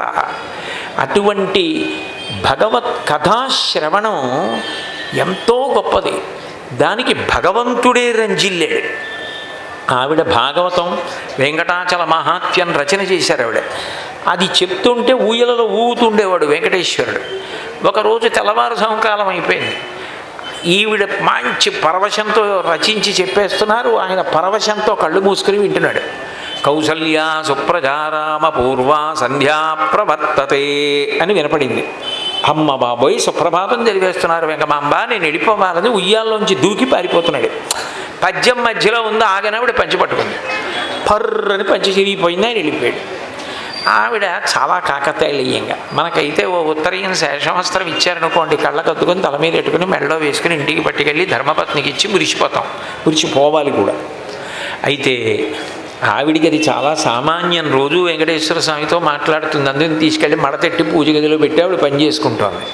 ఈయన గబగబా వెళ్ళిపోయి చూసుకోకుండా పద్మపీఠం ఎక్కి నించున్నాడు. తెర తీశారు, ఓ చింకి పంచా ఈయన ఉన్నాడు. ఆశ్చర్యపోయి దేవుడు వెంకటేశ్వర స్వామి వారి పంచి ఎందుకు చిరిగిపోయింది, ఎవరు చింపగలిగారని ఆలోచించారు. ఇంత స్వాతంత్రం ఎవరికీ లేదు, తరిగొండ వెంగమాంబ గారే చేసి ఉంటుంది, ఆవిడ్ని వెళ్ళి అడగండి అన్నారు. ఆవిడ్ని వెళ్ళి అడిగారు. ఆవిడ చాలా యథాలాపంగా, అవును నిన్న రాత్రి భాగవతం వింటూ సుప్రభాతం వినపడిందని లేచిపోతుంటే పట్టుకున్నాను, పంచి చిరిగిపోయింది, మడతెట్టి పూజ గదిలో పెట్టాను, పట్టుకుపోండి ఆవిడ. అంటే అంత భక్తురాలు తరిగొండ వెంగమాంబ గారు. ఆవిడ వెంకటాచల మహాత్మ్యము అని కావ్యరచన చేశారు. ఒకప్పుడు దాన్ని ప్రతి ఇంట్లోనూ కూడా వ్రాత ప్రతుల కింద వ్రాసుకునేవారు, అంత శక్తివంతమని అది వ్రాసుకునేవారు. కనీసం ఆ పుస్తకం ఇంట్లో పెట్టుకుని ఉండేవారు, అంత గొప్పది. వెంకటేశ్వరుడి విషయంలో ఆ పుస్తకానికే అంత ప్రతీతి ఉంది అంటారు పెద్దలు. అటువంటి వెంకటాచల మహాత్మ్యంలో తరిగొండ వెంగమాంబ గారు, అది వెంకటేశ్వరుడి చేత ఆమోదింపబడిన విషయం, ఆయనే విన్నది. అందులో మనం చూడండి, వెంకటేశ్వర సుప్రభాతం జరిగినప్పుడు మంగళహారతి ఇచ్చేటప్పుడు జరిగే శ్లోకాల్లో స్వామి పుష్కరిణి శ్రీవైకుంఠ విరక్తాయ స్వామి పుష్కరిణీ తటే రమయా రమమాణాయ వెంకటేశాయ మంగళం అంటాం. శ్రీవైకుంఠ విరక్తాయ, వైకుంఠం మీద విరక్తి చెంది స్వామి పుష్కరిణీ తటే, ఆయన స్వామి పుష్కరిణీ తటమునందు విలిశాడు. అయితే వైకుంఠమునందు విరక్తి ఎందుకు కలిగింది? ఆవిడ వెంకటాచల మహాత్మ్యమునందు ఆ ఘట్టాన్ని వివరించారు. పద్మావతి కళ్యాణం పూర్తయిపోయింది.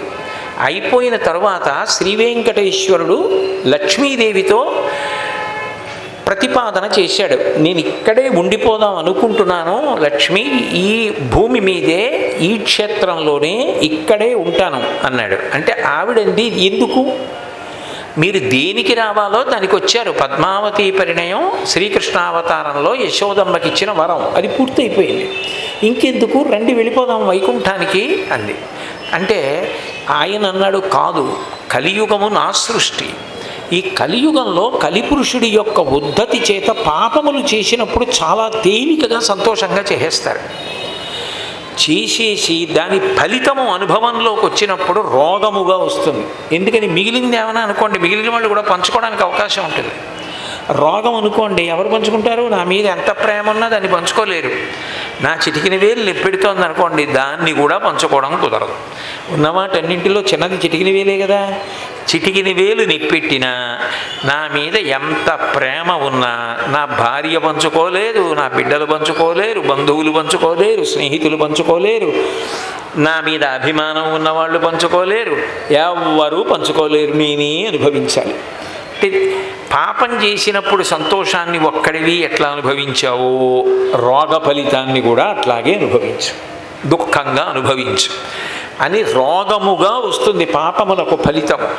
కాబట్టి అది అనుభవించేస్తూ ఉండడంలో ఏమవుతోందంటే ఏదో పాపం పోతోంది కాబట్టి సంతోషం ఒక రకంగా. కాబట్టి వెంకటేశ్వర స్వామి వారు అన్నారు, కలియుగంబున ప్రజలు పాపకర్మంబులనరించి రోగాది తాపత్రయములు కలుగగా వెరచి తత్కాలంబునందు నన్ను పేర్కొనుచు పలుమొరల్ పెట్టినప్పుడు వారి ఆపదల్ మాన్పి రక్షింపకుండుట నాకు పాడి కాదు. ఓ లక్ష్మి, కలియుగంలో కలిపురుషుని యొక్క ఉద్ధతి చేత ఎన్నో పాపాలు చేసేస్తారు.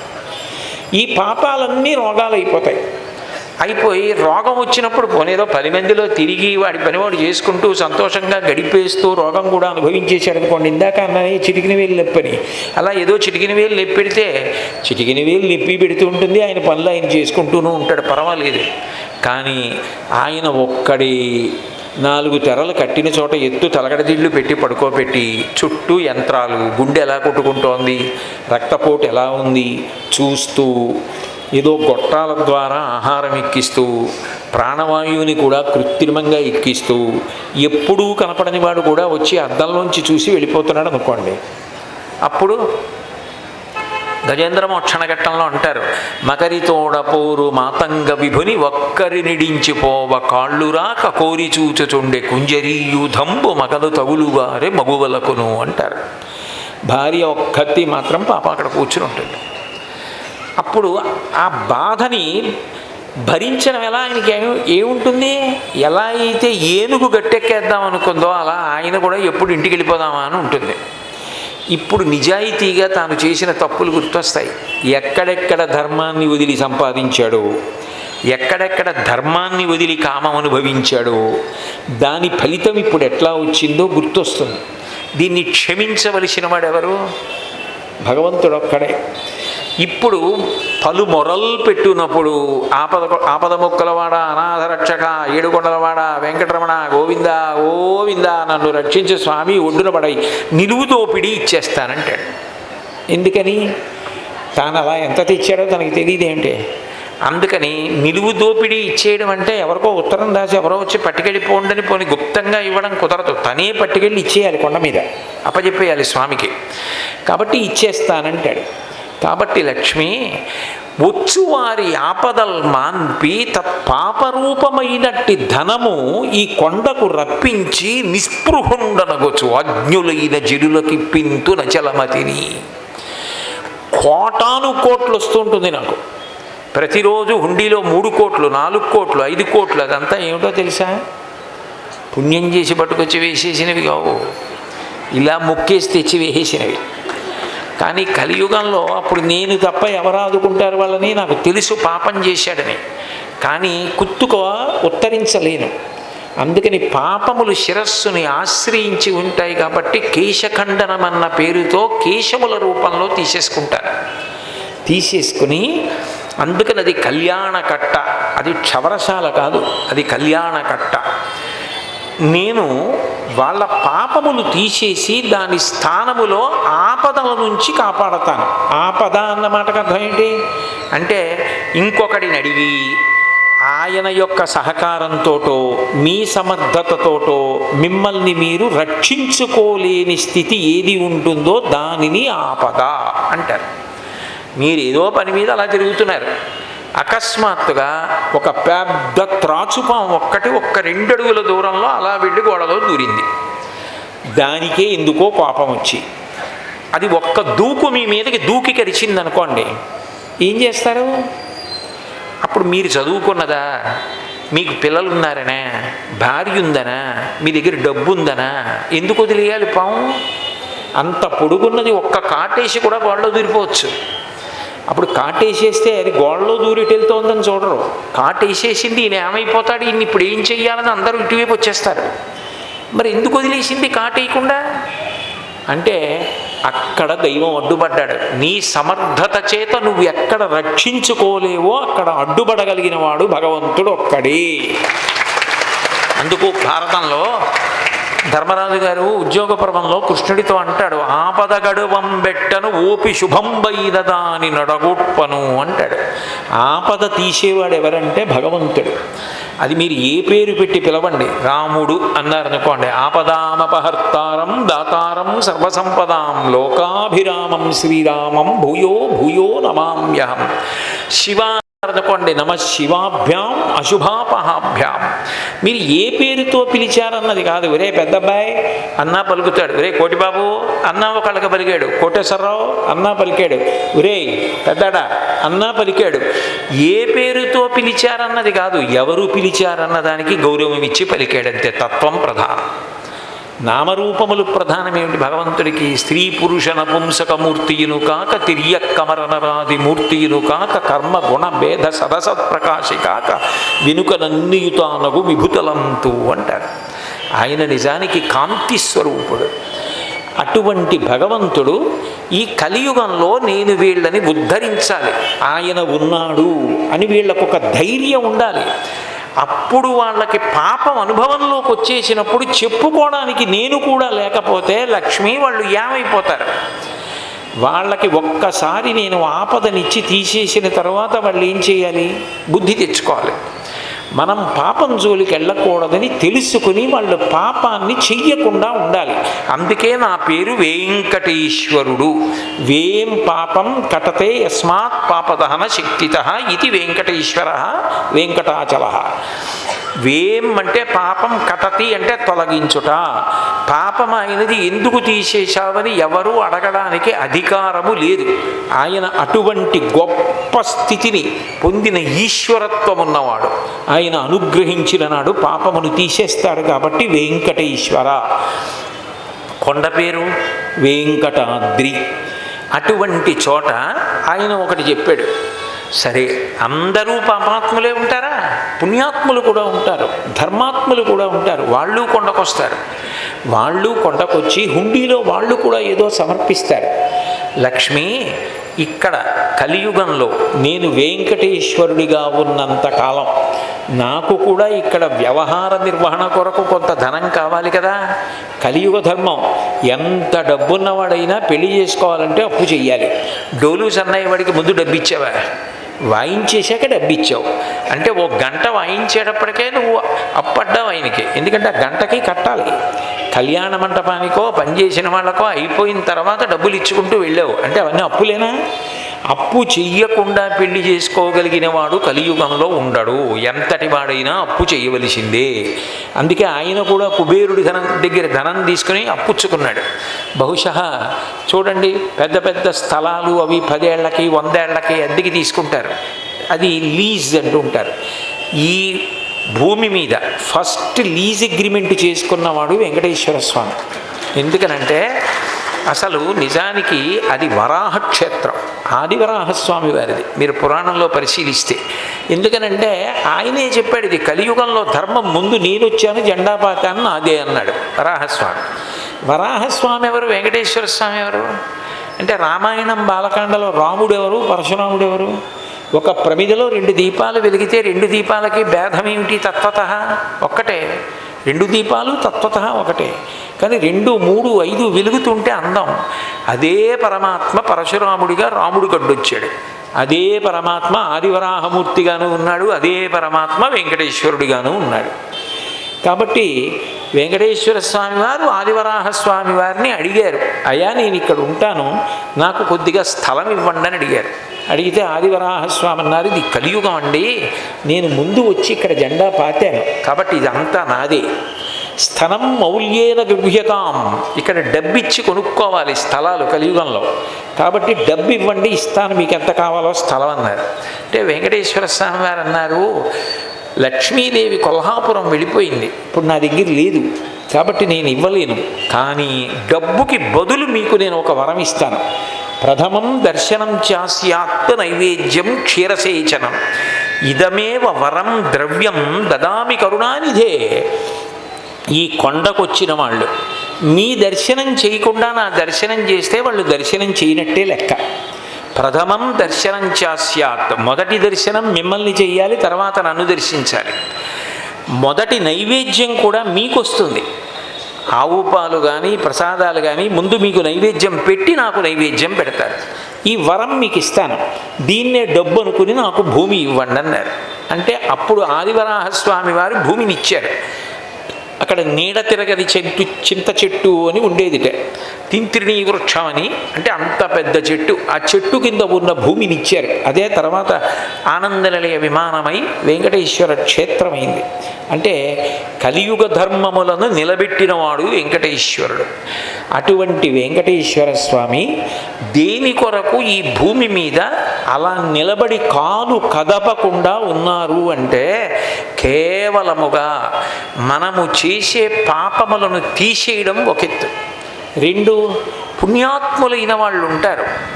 నేను కలియుగంలో ఏం చేస్తానో తెలుసా, నా చెయ్యి కనపడదు, కానీ పరమ పుణ్యాత్ముడు ధార్మికుడైన వాడు వచ్చి హుండీలో ఇలా డబ్బు విడిచిపెడుతుంటే లక్ష్మి, అందులో నా చెయ్యి పెట్టి పట్టుకుంటాను. ఇలను పుణ్యాత్ములైన వారిచ్చినట్టి ధనము కొంత నేగొయ్యుకొని కొంత ధనదుకు వడ్డీకి ఇచ్చి వింతలీల చేయుచుండదననుచు మచికను బలికి. నేను చెయ్యి పెట్టి ధర్మాత్ములిచ్చినటువంటి ద్రవ్యాన్ని మాత్రమే తీసుకుంటాను. మిగిలిన కోటాను కోట్లు ఏవో రకరకాల పథకాలు, అవన్నీ మళ్ళీ అజ్ఞులైన జనులకి పింతు నచలమతిని నిస్పృహుండనగొచ్చు. అది చూసి నేను మురిసిపోను, ఎన్ని కోట్లు అంటారు. అదంతా ఏమిటి, తత్పాపరూపమైనట్టి ధనము. నాకు దాని మీద ఉత్సాహం లేదు. నాకు నిజంగా ఇష్టమైనది ఏదో తెలుసా, ఆయన అవతార ప్రకటనం చేయగానే చెప్పాడు, నాకు పరమ ప్రీతి పాత్రమైనది ఒక్కటే. ఏకేన తులసిమాత్ర దళేనాపి నరోత్తమ పూజయేద్ భక్తిభావేన తం రక్షామితి మత్పణః. నాకు ప్రీతితో భక్తితో నేను ఉన్నానని నమ్మి బ్రతుకుతున్నవాడు తెచ్చివేసిన ఒక్క తులసి దళం, దానికన్నా గొప్పది నాకు ఇంక ఏదీ కాదు. నాకు భక్తి కావాలి, ధర్మం కావాలి. అట్లా పట్టుకొచ్చి ఇచ్చిన తులసి దళం నాకు చాలు. మిగిలిన వాళ్ళ తృప్తికి నేను పెట్టుకుంటానంతే తప్ప, నాకు కావలసింది ఆ భక్తి, ఆ ప్రీతి ఉండి ఒక్క తులసి దళాన్ని తీసుకొచ్చి ఇస్తే చాలు, నేను ప్రీతి పొందుతాను. వెంకటేశ్వరుడు చాలా కాలం మాట్లాడాడు. మీరు పురాణం చదివితే మీకు అర్థమవుతుంది. ఎంతో కాలమైన నేను మీతో మీరు నాతో మాట్లాడినట్టే మాట్లాడుతుండేవాడు. కారణాంతరముల చేత ప్రతిజ్ఞ చేసి ఆయన మాట్లాడడం మానేశాడు. అటువంటి వెంకటేశ్వరుడు గురించి వ్యాసుల వారు ఒక మాట అంటారు, నకృతం దైవసంఘైశ్చ నకృతం విశ్వకర్మణ స్వేచ్ఛయా క్రీడతే తత్ర ఇచ్ఛారూపం విరాజితః. వెంకటేశ్వరుడు అంటే శిలాప్రతిమ కాదు, అది సాక్షాత్ నారాయణమూర్తి యొక్క దర్శనమే. శూరులు తొల్లియే విభుని శోభిత పాదనక ప్రభావళించేరి భవాంధకారముల చిక్కక వందురు వట్టి దేవునిన్ వైరముతోడనైన పిలువన్నను పంపి శుభంబు చేసే నిష్కారణమైన ప్రేమ ఇది కంసుని పోలు సకుండు కల్గునే అంటాడు క్రూరుడు. ఒకానొకప్పుడు భగవంతుని యొక్క కాలికి ఉన్నటువంటి గోటి కాంతిని దర్శనం చేయడం కూడా అంత కష్టం. కానీ ఈ యుగంలో భక్తి కలిగిన వాడు శ్రీవేంకటేశ్వరుణ్ణి ఆపాదమస్తకం చూస్తున్నాడు. అది దేవతా సంఘములు తయారు చేసినది కాదు. నకృతం దేవసంఘైశ్చ నకృతం విశ్వకర్మణ, దాన్ని విశ్వకర్మ చెక్కలేదు. స్వేచ్ఛయా క్రీడతే తత్ర, ఆయన మూర్తిగా నిలబడినట్టు ఉంటాడు. కానీ ఆయనకి పరమ భాగవతోత్తములైన వాళ్ళు వస్తే ఎంత ఇష్టం. ఒకటోసారి నాకు తిరుమల ఆనందనిలయంలో పనిచేసే ప్రధాన అర్చకుడు నాతో మాట్లాడుతూ ఒక విషయం చెప్పారు. ఒక్కొక్కసారి స్వామివారి ముఖం తెల్లవారి మేము సుప్రభాతం చదివి లోపలికి రాగానే కళ్ళ కళ్ళ కళ్ళ లాడిపోతుంటుందండి. అప్పుడు మేము అనుకుంటాం ఎవరో ధార్మికుడు కొండ మీదకి వచ్చాడని. ఒక 2 రోజులు పోయేటప్పటికీ కొంచెం విచారవదనంగా ఉంటారు. ఎవరో ధార్మికుడు కొండ దిగిపోయాడు అని మేము అనుకుంటూ ఉంటామని. అంటే ఆయన శిలాప్రతిమ కాదు, ఆయన సాక్షాత్ శ్రీమన్నారాయణుడే.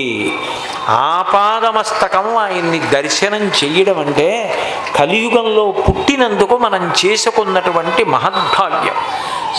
వెంకటేశ్వర దర్శనం అంత గొప్పదైతే తిరుపతి వెళ్ళి దర్శనం చేసుకుని రావడం అంటే అది ఎంత గొప్ప విశేషం, ఎంత అదృష్టంతో కూడుకున్న విశేషం. అంత మహద్భాగ్యాన్ని కలియుగంలో అందరికీ కట్టబట్టాడు. అందుకే కలిబాధ మాన్ప తిరుమల కలియుగ వైకుంఠమనగ గైసేసిన మీ సలలిత కరుణా హృదయము కలలోనను మరువరాదు కంజదలాక్ష అంటారు.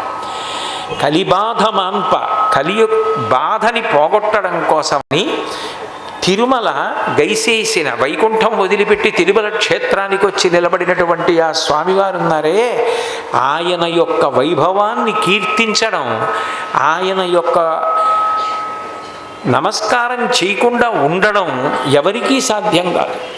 గైసేసిన మీ సలలిత కరుణాహృదయము కలలోనను మరువరాదు కంజదలాక్ష. మాకింత ఉపకారం చేసిన పరమాత్మ, మీరు చేసిన ఉపకారం కలలోనైనా మరవగలమా? అయినప్పుడు మన కోసమని ఒక్క క్షణం పాటు కాలు కదపకుండా సంవత్సరాలకి సంవత్సరాలు అలా నిలబడిపోయిన పరమాత్మ యొక్క రుణం ఎలా తీర్చుకుంటాం? ఆయనని మనమెంత చూపు చూశామన్నది కాదు, ఆయన మననెంతసేపు చూస్తాడన్నది ప్రధానం. మనం ఆనందనీయ విమానంలోకి వెడుతుంటే అడుగో వస్తున్నాడు చాగంటివాడు అని ఆయన ఆనందంతో చూసేలా నేను బ్రతకడం గొప్ప. ఆయనని నేను ఎంత చూపు చూశానన్నది అది కాదు. ఆయన నన్ను చూడాలి. ఆయన నన్ను చూడాలంటే ఆర్తో జిజ్ఞాసురర్థార్థి జ్ఞానీచ భరతర్షభ, వీళ్ళు నలుగురు చతుర్విధా భజంతే మాం జనా సుకృతినోర్జున.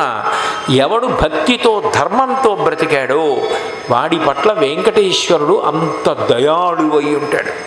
అందుకే ఆయన అవతారాలలో మొట్టమొదటి లక్ష్యము ప్రయోజనమేది అంటే కలియుగంలో కలిపురుషుని యొక్క ఉద్ధతి వలన ఎన్నో ఆపదలకు బాధలకు గురి అయ్యేటటువంటి ప్రజలను ఉద్ధరించడానికి వచ్చినటువంటి అవ్యాజ కరుణామూర్తి. అందుకే దయామృత తరంగిణ్యాస్తరంగైరివ శీతలై అపాంగై సించతే విశ్వం వెంకటేశాయ మంగళం. దయామృత తరంగిణ్యాస్తరంగై, ఆయన చూపులలోంచి దయా అన్న అమృత తరంగములు చల్లగా వీస్తుంటాయిట. స్తరంగైరివ శీతలై అపాంగై సించతే విశ్వం. ఆయన కడగంటి చూపు ఇలా అన్నప్పుడు మన మీద పడితే చాలు. వెంకటేశాయ మంగళం. అంతటి మహానుభావుడు. అటువంటి వెంకటేశ్వరుడు తాను నిలబడినటువంటి భంగిమ కూడా ఎవరో చెప్తే నిలబడినది కాదు, అది అలా ఎవరూ చెక్కలేదు. ఆయన అట్లా నిలబడడానికి తాత్పర్యమేమో ఆయనే ప్రకటించాడు. పద్మాసనస్థయౌ పద్మావతీదేవి నిజవక్షమందున నిలుపుకొనుచు జనులకు తన చరణములే శరణంబులని దక్షిణకరము పాదములు చూప, తన పాదములు నమ్మిన వారలకు ఈ భవాంబోధి కటిదగ్నమగు నటంచు వామహస్తంబు కటిభాగమున నుంచి చూపరులకు సంకేతించుచుండ పరమ పావన శేష పర్వతము మీద అలరు ఆనంద నిలయమందున నిలిచి దివ్యమంగళ విగ్రహుండవ్యయుండు భక్త వరదుండు శ్రీవేంకటేశ్వరుడు వేట్క అంటారు. పద్మాసనస్థయౌ పద్మావతీదేవి నిజవక్షమందున నిలుపుకొనుచు. పద్మావతీదేవిని వక్షస్థలంలో ధరించి ఉంటాడు. అందుకే ఈశానాం జగతోస్య వెంకటపతేర్విష్ణోః పరాం ప్రేయసీం తద్వక్షస్థల నిత్యవాసరసికాం తక్షాంతి సంవర్ధినీం పద్మాలంకృత పాణిపల్లవయుగాం పద్మాసనస్తాం శ్రియం వాత్సల్యాది గుణోజ్వలాం భగవతీం వందే జగన్మాతరం. మహానుభావుడు వేదాంత దేశికులని వైష్ణవ సంప్రదాయంలో మహాపురుషుడు. వారు దయాశతకము అని ఒక శతకం చేశారు. ఆ దయాశతకంలో వారు అమ్మవారి యొక్క రూపాన్ని, అమ్మవారిని ఏ పేరు పెట్టి పిలిచారంటే రాశీభూతమైన దయ అని పిలిచారు. వక్షస్థలంలో పెట్టుకోవడం ఎందుకు పరమాత్మ అమ్మవారిని అంటే ఇంకెక్కడ చోటు లేదా? గుండెల్లో కట్టుకు తిరిగితే అసహ్యంగా ఉండదు. మా ఆవిడ మీద ఎంత ప్రీతి ఉందా, నేను చిన్న ఉయ్యాల బల్లలా కట్టి దాంట్లో కూర్చోబెట్టుకు తిరుగుతున్నాను అనుకోండి, అసహ్యంగా ఉండదు. ఇటు వక్షస్థలంలో పెట్టుకోవడం ఏమిటి అంటే, మీరు చూడండి, ఎప్పుడైనా ఎవడైనా చెయ్యకూడని పని చేశాడు అనుకోండి, ఏమన్నా ఆయనకి దయలేదండి, ఆయనకి దయలేదండి అని మోకాళ్ళు చేతిలో చూపించరు. అంత దయ లేకుండా ఎలా ఉన్నాడనండి అని గుండెలు చూపిస్తారు. దయ ఎక్కడుంటుంది అంటే గుండెల్లో ఉంటుంది. గుండె దయతో నిండిపోయిన వాడు శిక్షించలేడు. ఒరే మారరా మారరా మారరా అంటాడు. అదే రాముడిగానో కృష్ణుడిగానో అయితే తెగటార్చేస్తాడు ధర్మం తప్పితే. ఇక్కడ తల వెంట్రుకలొక్కటి బుచ్చుకొని పాపములు రోగములుగా వెంటపడి బాధిస్తుంటే ఆపద మొక్కుల వాడై కాపాడి, ఇక చెయ్యకురా పాపం తెలిసింది కదా, పాపం వల్ల ఎంత దుఃఖమో అని మనకి ప్రబోధం చేస్తాడు. అంత దయ కలిగిన వాడు. అందుకని పద్మాసనస్థయౌ పద్మావతీదేవి నిజవక్షమందున నిలుపుకొనుచు, అమ్మవారంటే శక్తి స్వరూపిణి, ఆమెనే దయగా ధరించి ఉన్నాడు. అందుకే వాత్సల్య రూపిణి అన్నారు అమ్మవారిని. గోవత్సము అంటారు. ఆవు మాంసాహారి కాదు, అయినా దాని దూడ పుట్టినప్పుడు దూడ ఒంటికి ఉన్నటువంటి మావిని అంతటినీ కూడా ఆవు తన నాలుకతో నాకి శుభ్రం చేసేస్తుంది. ఆ దయ ఉన్న కారణం చేత మనకి పట్టిన పాపములను ఆయన తొలగించి మనని పునీతుల్ని చేస్తున్నాడు. కాబట్టి పద్మాసనస్థయౌ పద్మావతీదేవి నిజవక్షమందున నిలుపుకొనుచు, జనులకు తన చరణములే గతియని దక్షిణకరము పాదములు చూప, కుడి చేత్తో నా పాదములు నమ్మండ్రా అన్నాడు.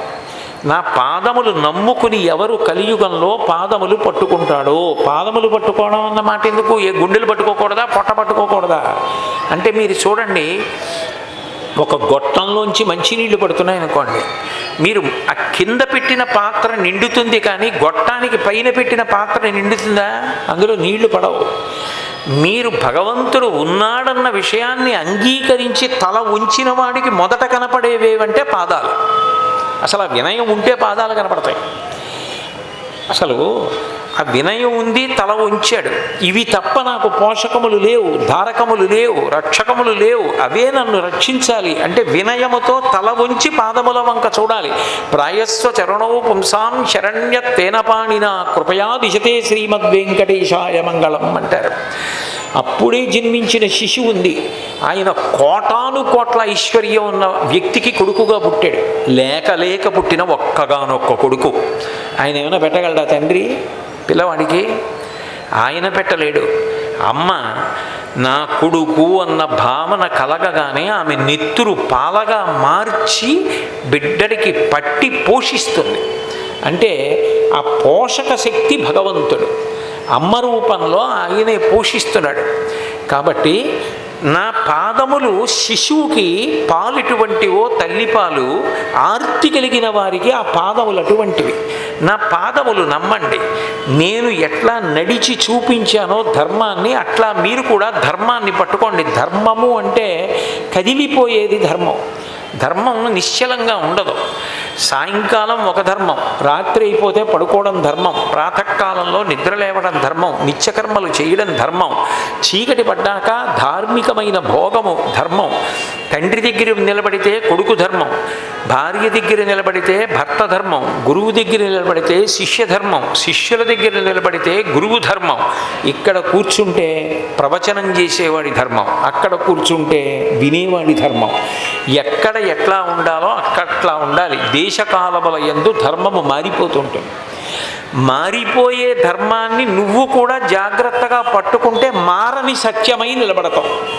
ఇక సత్యమన్న స్థితిలో మార్పు ఉండదు, అది అట్లాగే ఉంటుంది. మారని సత్యమును చేరాలంటే మారిపోయే ధర్మాన్ని నువ్వు పట్టుకోవాలి. అందుకే ధర్మమునకు శాస్త్రము ప్రమాణమై పట్టుకోవాలి. పట్టుకుంటే శాస్త్రము చెప్పిన భగవంతుడిని నువ్వు చేరుకోగలుగుతావు. కాబట్టి అటువంటి భగవంతుని యొక్క పాదములు పట్టుకుంటే కదలికలు ధర్మం. కదలికలకి కారణం పాదాలు. ఆ ధర్మమును ఆచరించడానికి ముందు నా పాదముల యందు భక్తి కలిగితే, మొట్టమొదట నేనేం చెప్పాను? ధర్మబద్ధమైన అర్థము, ధర్మబద్ధమైన కామముగా కదులుతుంది. కదిలితే అది మోక్షమునకు కారణమై ఆయన ఎందే చేరిపోయాం. కదిలి కదిలి కదిలి కదిలి నదులన్నీ సముద్రంలో కలిసిపోయి తమ రంగు రుచి పేరు వదిలిపెట్టేసినట్టు భక్తి యొక్క చిట్ట చివరి స్థితి భగవంతుని యందు కలిసిపోవడం. శంకర భగవత్పాదులు శివానంద లహరి చేస్తూ అంకోలం నిజబీజ సంతతి రయస్కాంతోపలం సూచిక సాధ్వీ నైజ విభుం లతాక్షితిరుహం సింధు సరిద్వల్లభం ప్రాప్నోతీహ యథా తథా పశుపతే పాదారవిందద్వయం చేతో వృత్తిరుపేత్య తిష్టతి సదా సా భక్తిరిత్యుచ్యతే అంటారు. భక్తి కదిలి కదిలి కదిలి చివరికి నది సముద్రమునందు కలిసిపోయినట్టు భగవంతుడి యందు కలిసిపోయి విడదీసి చూపించరాని స్థితికి చేరుకున్నదేదో దానిని భక్తి అని పిలుస్తారు. అంటే అటువంటి భక్తి గమ్యమునకు చేరడానికి ధర్మాచరణము చెయ్యి. దాని కొరకు జనులకు తన చరణములే గతి అని దక్షిణ కరము పాదములు చూప. ధర్మాచరణం చెయ్యడం ఒక్కటే కాదు, అది జరిగి జరిగి జరిగి సత్యమునందు నిలబడిపోతాడు. సత్యమునందు నిలబడిపోవడం అంటే ఆనంద తన్మయ స్థితిని పొందుతాడు. ఎట్లా పొందుతాడు అంటే మీరు చూడండి, ఒక విశేషం ఉంటుంది. వెంకటేశ్వర స్వామి వారి యొక్క అరికాళ్లలో ఏమున్నాయి అని అడిగారు అనుకోండి. సుప్రభాత శ్లోకాన్ని అడ్డుపెట్టి రేఖామయధ్వజ సుధాకలచాత పత్ర వజ్రాంకుశాంబరుహ కల్పక శంఖ చక్రై భవ్యైరలంకృతతలౌ పరతత్వ చిహ్నై శ్రీవేంకటేశ చరణౌ శరణం ప్రపద్యే తామ్రోదరుద్యుతిపరాజిత పద్మరాగౌ బాహ్యైర్మహోభిరభిభూత మహేంద్ర నీలౌ ఉద్యున్నకాంశభిరుధస్త శశాంక భాసౌ శ్రీవేంకటేశ చరణౌ శరణం ప్రపద్యే. పైకి నల్లగా అడుగున ఎర్రగా గోల్డ్ తెల్లగా 3 రంగులు కలిసి అరికాళ్లలో నాగలి వజ్రము విశినికర్ర ఇటువంటివి అంకుశము గద అమృతభాండము ఇత్యాది దివ్య చిహ్నములు ఉన్నాయి. నిజమే, అరికాళ్లలో ఉన్న దివ్య చిహ్నాలు కనపడాలంటే ఎవరు చూస్తారు? అరికాళ్ళు చూసిన వాడికి కనపడుతుంది. అరికాళ్ళు చూడడానికి వెంకటేశ్వర స్వామి ఎప్పుడైనా కూర్చుని కాళ్ళు ఎత్తి పాదాలు చూపించిన సందర్భం ఉందా? అలా ఉందా ఎక్కడైనా? అసలు మూర్తి ఎక్కడ లేదు. ఎక్కడున్నా పద్మపీఠం మీద నించుని ఉంటారు. మరి ఇప్పుడు ఎలా కనపడతాయి అరికాళ్ళు అంటే? నీకు ధర్మాచరణము చెయ్యగా చెయ్యగా చెయ్యగా చెయ్యగా భక్తి ప్రబలమై ఎవని నుండి ఇక నువ్వు విడివడి ఉండలేవో ఆయన యొక్క ధ్యానము మనసులో పెరుగుతుంది. పెరిగితే తిరుగుతున్నట్టుంటాడు, కానీ చిత్తము ఆయన యందు తగిలి ఉంటుంది. ప్రహ్లాదోపాఖ్యానంలో పోతన గారు అంటారు, పానీయంబులు త్రావుచున్ కొడుచుచున్ భాషించుచున్ హాసలీలా నిద్రాదులు చేయుచున్ తిరుగుచున్ లక్షించుచున్ సంతత శ్రీనారాయణ పాద పద్మయుగళీ చింతామృతాస్వాద సంధానుండై మరచన్ సురారిచుతుడే తద్విశ్వమున్ భువరా. నీళ్లు తాగుతున్నాడు, అన్నం తింటున్నాడు, మాట్లాడుతున్నాడు, నవ్వుతున్నాడు, ఇన్ని చేస్తూ కూడా లోపల మాత్రం ఎప్పుడూ నారాయణమూర్తి యొక్క పాదముల నుండి స్రవించేటటువంటి అమృత ధారలను గ్రోలి మత్తెక్కి ఉన్నాడు. ఆ స్థితికి చేరుతాడు. అంటే దాని అర్థం ఏమిటి? పైకి కనపడేవి కావు ఆ చిహ్నాలు. ఎవరికి కనపడతాయి అంటే అన్నమాచార్యుల వారు ఒక కీర్తనలో ఆ రహస్యాన్ని చెప్పారు. పరమయోగీంద్రులకు భావగోచరమైన సరిలేని పాదాల జంట కంటి అని అదే భావం వచ్చేటేదో అక్షరాలు కొద్దిగా మరేమో. పరమయోగీంద్రులు, యోగీంద్రులు అంటే పతంజలి అనేన యుజ్యతే ఇది యోగ అంటాడు. చిత్తవృత్తిని నిరోధించి ఇన్నిటిని చూడకుండా ఒకటే పట్టుకొని మనసులో ఆయన పాదములు ధ్యానిస్తే ఏమవుతుంది? సమాశ్లిష్యాగ్రాయ ఆయన పాదాలు గట్టిగా పట్టుకొని ఆయన పాదాల మీద తలపెట్టి తామర పూల చేత పూజింపబడిన పాదముల యొక్క దివ్యమైన పరిమళాన్ని వాసన చూసి గృహీత్వా హస్తాభ్యాం, స్వామి నా చేతులలో మీ పాదాలు పెట్టరా అని అడిగితే ఆ భక్తి తత్పరుడైనటువంటి వాడి చేతుల్లో తన పాదములు పెడతాడు. పెడితే గృహీత్వా హస్తాభ్యాం శిరసి నయనే వక్షసి వహన్, తాను వంగి ఆ పాదములు తల మీద పెట్టుకున్నాడు. పూల పొట్లాలలా ఉన్నటువంటి ఆ పాదములు వేళ్ల చివరి భాగములు కళ్ళకి రాసుకున్నాడు. ముందుకి జరిగి గుండెల మీద పెట్టుకున్నాడు. ఎవడు అంత తీవ్ర ధ్యానము చెయ్యగలడో వాడికి కనపడతాయి అరికాళ్ళల్లో చిహ్నాలు. అంటే వాడు ఆ స్థితిలో ఇక భగవంతుణ్ణి తప్ప అన్యమును ఇక చూడడు. చూడకుండా ఆయనకి అంతటా ఆయనే కనపడతాడు. బహూనాం జన్మనామంతే జ్ఞానవాన్ మాం ప్రపద్యతే వాసుదేవ సర్వవిధి సమహాత్మా సుదుర్లభ అంటాడు గీతాచార్యుడు. అంతా వాసుదేవమయం జగత్గా చూడగలిగిన స్థితిని పొందిన యోగి అదిగో అట్లా చేస్తున్నాడు. అంటే ఎన్ని స్థాయిల ఉపాసనైనా ఆయన యందు అన్వయమైపోతూ ఉంటుంది అని గుర్తు. అటువంటి భగవానుడు తన చరణములే గతి అని దక్షిణ కరము పాదములు చూప తన పాదములు నమ్మిన వారలకు ఈ భవాంబోధి కటిదగ్నమగునటంచు.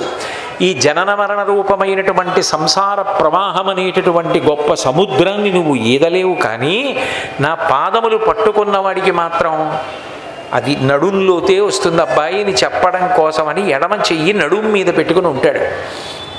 అటువంటి వాడు పరమ పావన శేషపర్వతము మీద అలరు ఆనంద నిలయమందునను నిలచి, ఒక్కొక్క చోట విమానానికి ఒక్కొక్క పేరు ఉంటుంది. గజపృష్ఠ విమానములను ఉంటాయి. శ్రీరంగంలో ప్రణవాకార విమానం, కాంచీపురంలో వరదరాజస్వామి వారిది పుణ్యకోటి విమానం, తిరుమలలో ఆనంద నిలయ విమానం. ఆనందము అంటే త్రికరణములు ఏకీకృతమైతే ఉద్భుతమవుతుంది. మీరు తాంబూలం వేసుకున్నారనుకోండి, తమలపాకులు ఆకుపచ్చ, వక్కలు నలుపు, సున్నం తెలుపు, కలిపి నమిలితే నోరు ఎరుపు. అట్లా మనసు వాక్కు కాయము నేను ఏది తలిచానో ఏది అంటున్నానో దాన్ని శరీరంతో చెయ్యగలగాలి. అదంత తేలిక కాదు. నోటితో ఒకటంటాడు, మనసుతో ఒకటి ఆలోచిస్తూ ఉంటాడు, శరీరంతో ఒకటి చేస్తుంటాడు. ఇది బాగా తెలిసేది పూజలు, నాబోటిగడి పూజలు. మిమ్మల్ని అంటలేదు. పాదయోహో పాద్యం సమర్పయామి అంటాడు, ఉద్ధరణితో నీళ్లు పోస్తాడు, ఓ పళ్ళెంలో వదిలేస్తాడు అంతే. అక్కడ పాదాలు చూశాడు మనసుతో. ఆయన అంటాడు తంతు నాకు అక్కర్లేదంటాడు. నీకు నా పాదములు మనసులో కనపడితే దళమైన పుష్పమైనను ఫలమైనను సలిలమైన బాయని భక్తిని కొలచిన జలురర్పించిన యలమిన్ రుచిరాన్నముగా ఏను భుజింతున్. భక్తితో ప్రీతితో నువ్వు మనసులో చూసి ఇస్తే కాళ్ళు కడిగించుకుంటాను. లేకపోతే తంతు కింద నువ్వు బంగారం చెంబట్టుకొచ్చాను, వెండి చెంబట్టుకొచ్చానంటే నీ వెండి చెంబు నువ్వు ఉంచుకో, అది నేను సృష్టించింది, ఎవడకు కావాలి, నిన్నే నేను సృష్టించాను. ఈ పెద్ద కబుర్లు నా దగ్గర వద్దు. నాకు కావలసింది నీ మనస్సు. అది నా దగ్గర పెట్టావా నేను నీ వెంట పరిగెడతాను. కాదా, నాకు అక్కర్లేదు, అదంతా తంతే, నువ్వేం తెచ్చినా ఏం చేసినా నేనేమీ తీసుకోను దాన్ని. అది స్పష్టంగా చూపించాడు తొండమాన్ చక్రవర్తి విషయంలో. కాబట్టి ఇది చెప్పడానికి ఆయన ఎవరు మూడు ఏకీకృతమవుతాయో, మూడు కరణములు వారికి ఆనందము ఉద్భుతమవుతుంది. ఆనందనిలయ విమానానికి ఉన్న గొప్పతనం ఏంటంటే, అందుకే మీరు చూడండి అక్కడ వరకు గోవింద గోవింద గోవింద గోవింద అని అరుస్తారు, లోపలికి వెళ్ళగానే మౌనం, ఇక ఏమీ మాట్లాడరు. ఆయన్ని అలా చూస్తూ ఉండిపోతారు. శరీరము, మనసు, వాక్కు మూడు ఏకీకృతమైపోయి నిలబడిపోయి ఎంత ఆనందమును పొందేస్తాడు. ఆనందము మన ప్రయత్నం లేకుండా ఉద్భుతమయ్యే ప్రదేశం కాబట్టి ఆనంద నిలయ విమానం. ఈ ఆనందము నువ్వు ఎంతో సాధన చేసి పైకెక్కితే వస్తుందని చెప్పడానికి 7 కొండలు, 7 చేత షట్చక్ర భేదనం చేస్తే 8 సమాధి. అందుకని చెప్పి 7 కొండలంటే 7 భూమికలు దాటితే 8వ భూమికలో సమాధి స్థితిని అనుభవిస్తామని చెప్పడానికి 7 కొండల మీద ఉంటాడు. అలరు ఆనంద నిలయమందునను నిలచి పరమ పావన శేష పర్వతము మీద ఆయన దివ్యమంగళమూర్తి, అవ్యయుండు. అటువంటి వెంకటేశ్వరుడు వేడుకతో ఆయన భక్తులు వచ్చినప్పుడు ఆడుకుంటాడు, కనపడతాడు, ఇంటికి వస్తాడు. ఎంతమందిని ఎన్ని రకాలుగా అనుగ్రహించాడు. అంతటి మహానుభావుడు కనుకనే శ్రీ వెంకటేశ్వరుడు వేట్క. కాబట్టి కలియుగంలో ఆయన ప్రధానంగా భక్తి కలిగిన వారిని, ధ్యానము చేయగలిగిన వారిని, కథాశ్రవణము చేయగలిగిన వారిని అందరినీ ఉద్ధరించడానికి వచ్చినటువంటి అవతారం వెంకటేశ్వర అవతారం. అది మొదటి కారణం. రెండవ కారణం, అమ్మగారికి ఇచ్చినటువంటి మాట. లోకంలో అందరికీ ఆయనే అమ్మ, ఆయనే నాన్న. త్వమేవ మాతా చ పితా త్వమేవ, త్వమేవ బంధుస్య సఖా త్వమేవ, త్వమేవ విద్యా ద్రవిడం త్వమేవ, త్వమేవ సర్వం మమ దేవదేవ అంటారు. ఆయనని మించి ఇంకా తల్లి తండ్రి దైవం ఏమీ ఉండవు, ఆయనే అన్నీ. అటువంటి పరమాత్మ ఆయన ఒకప్పుడు కృష్ణ పరమాత్మగా వచ్చాడు. వచ్చినప్పుడు ఆయనకి యశోద పాలిచ్చి పెంచి పెద్ద చేసింది. అసలు యశోదని ఆయన అనుగ్రహించిన తీరు చూసి ఆశ్చర్యపోయాడు పరీక్షిత్ భాగవతం వింటూ. మధ్యలో జోక్యం చేసుకోని వాడు జోక్యం చేసుకుని అడిగాడు, జగదీశ్వరునకు చన్నిచ్చు తల్లిగా ఏమి నోమునో చెయ్యి యశోద, పుత్రుడంచు అతని పోషించు తండ్రిగా నందుడేమి చేసే నందితాత్మ.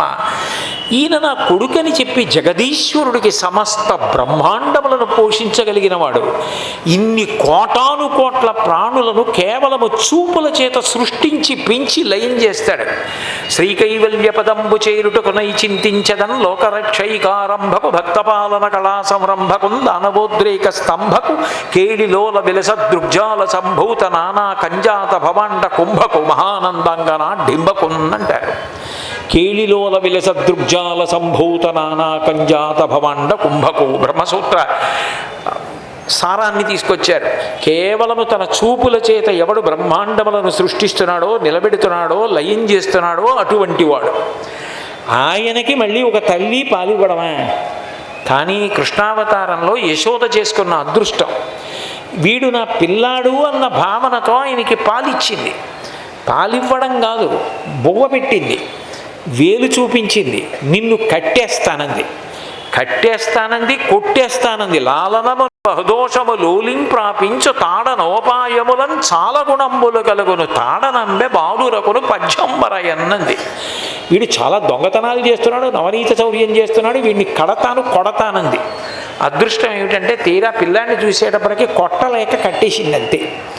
మత్సలేని పరమాత్మ కృష్ణావతారంలో వస్తే అమ్మ కట్టేసిన తాటి వల్ల నడుం మీద మత్స పడితే దామోదర అని పేరు పొందాడు. దామ్నా ఉదర మాత్ర బద్ధ ఇది దామోదర. త్రాటి చేత కడ్డపడ్డ కారణం చేత నడుం మీద మత్స పడింది కాబట్టి దామోదర అని పిలువబడ్డాడు. అందుకే చిక్కడు సిరికౌగిటిలో చిక్కడు సనకాదు యోగి చిత్తాబ్జములం చిక్కడు శృతిలతి కావళి చిక్కినతడు లీల తల్లి చేతన్ రోలన్. భక్తికి అంత వశపడిపోయాడు ఆయన. అటువంటి పరమాత్మ అమ్మ అన్న మాట ఎంత గొప్పదో, అమ్మ ఆర్తి ఎలా ఉంటుందో చూశాడు కృష్ణావతారం. ఎందుకని కాళీయమర్దన ఘట్టంలో ఆయన పైన ఆ కుటశాఖాగ్రము మీద నుండి ఉరికెన్ గోపాల సింహం బుదిక్తటమల్మ్రోయ హృదంబులో గుబగుబద్వానం వనూనంబుగన్ అంటారు. ఆ కాళీయమర్దనం చేయడానికి నదిలో దూకితే కాళీయుడు చుట్టలు చుట్టి కాట్లు వేస్తే ఏమీ తెలియనివాడు నిర్వీర్యుడైనట్టు అయిపోయాడు. యశోద పరిగెత్తుకొచ్చి పన్నగము మమ్ముగరవక నిన్నేటికి కరిచె కుర్ర నిమ్మి కలిగి నీవుండిన మము రక్షింతువు నిన్ను రక్షింపమేము నేరము తండ్రి. నువ్వుంటే మమ్మల్ని రక్షిస్తావు, మేము నిన్ను రక్షించలేము, కానీ నువ్వు మృత్యువు పాలైతే చూడలేము, మేము చచ్చిపోతామని యమునలో దూకేయడానికి సిద్ధపడి. అమ్మ నా కోసం ఆర్తి చెందేవాళ్ళు ఉంటే నన్ను నేను వాళ్ళకి దక్కించుకుంటానమ్మా అని వెంటనే లేచాడు. 101 పడగల మీదకెక్కి, ఎవడైనా వేదిక మీద నృత్యం చేస్తాడు, ఆయన కిందకి పైకి వెళ్ళే విషపు పడగల మీద వెస దామోదరు పాదఘాతనగతుల్ వేవేల చందంబులన్ ప్రసభాటోపముచూప బాపపణ భుచ్చటామండలంబ సహంబై పగిలెన్మడుల్ చెదరగా నాశ్యంబులన్ సోడితంబెసగంతంష్టల నుగ్గుగాగా గరళవగ్నిజ్వాలికల్ వెల్వడన్. కాళీయమర్దనం చేశాడు. అందుకు కదా మన్మూర్ధిని కాళీయపడే వికటాటవీష శ్రీ వెంకటాద్రి శిఖరే శిరశస్త్రుతీనాం చిత్తేప్యనన్య మనసాం సమమాహితౌతే శ్రీ వెంకటేశ చరణౌ శరణం ప్రపద్యే అని అడుగుతారు. అటువంటి పరమాత్మ యశోద పాలు తాగి అమ్మా నువ్వు నా అమ్మవి అని ఎంతో గౌరవించాడు. అంత గౌరవించాడు. ఆవిడ పరవశించిపోయింది యశోద. తీరా మధురానగరానికి వెళ్ళిన తర్వాత కళ్యాణాలన్నీ అయిపోయాయి. యశోద వెళ్ళి అడిగింది, మనస్సీదతి మీ కృష్ణ తవ కళ్యాణ వీక్షణే దర్శయస్వ రమానాథ జగదానందకారక అంది. ఒరే అమ్మని మరిచిపోయావురా, జగదానందకారక, జగత్తుని ఆనందపరిచావు. అమ్మ సంగతి నేనెక్కడున్నాను? ఒక్క పెళ్ళికి పెద్దరికం ఉందా నాది? ఇంత పెంచాను, పెద్ద చేశాను, ఇంత తాపత్రయపడ్డాను, పెళ్ళిళ్ళకి మాత్రం నాకు పెద్దరికం ఇవ్వాల. దేవకీ వసుదేవులు చేశారు పెళ్ళిళ్ళన్నీ. కాబట్టి నా కోసం ఒక్క పెళ్లి చేసుకో అత్తగారు అని నేను నిలబడతాను కోడల దగ్గర.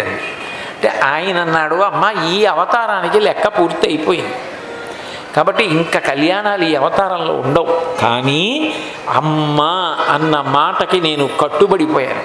కాబట్టి శ్రీశైలే పూరయిష్యామి కించిత్ కాలాదనంతరం, శ్రీశైలంలో నీ కోరిక తీరుస్తానన్నాడు. శ్రీశైలం అంటే 2 శ్రీశైలాలు ఉన్నాయి. కిందనున్న శ్రీశైలం వెంకటాచలం, పైకి వస్తే ఇంకో శ్రీశైలం జ్యోతిర్లింగం. 2 శ్రీశైలాలే. తిరు అంటే తమిళ భాషలో శ్రీ, తిరుమలై అంటే పర్వతం శైలము, తిరుమల అంటే శ్రీశైలం. శ్రీశైలే పూరయిష్యామి కించిత్ కాలాదనంతరం, తిరుమలలో నీ కోరిక తీరుస్తానమ్మా అన్నాడు. అందుకని ఆకాశరాజు కుమార్తెగా పద్మావతీదేవి వచ్చినప్పుడు వేదవతి, ఆమెను వివాహం చేసుకోవడానికి ఈ యశోదని వకుళమాతగా జన్మింపచేసి ఆమెకు పెద్దరికమిచ్చి ఆమె సమక్షంలో ఆమె పెద్దరికంలో పద్మావతీ పరిణయం జరిగేటట్లుగా చూసుకున్నాడు. అంటే అమ్మ కోరిక తీర్చాడు. అంటే దీని ద్వారా వెంకటేశ్వర చరిత్ర కాదు వినవలసింది, వెంకటేశ్వర స్వామి ప్రీతి పొందడానికి కారణాలు తెలుసుకోవాలి. వెంకటేశ్వర స్వామి ప్రీతి దేనికి పొందుతారంటే మనం ఆయనకి ఎంత ఇచ్చామన్న దానికి కాదు, మనం ఎంత ధార్మికంగా బ్రతికామన్న దానికి ప్రీతి చెందుతారు.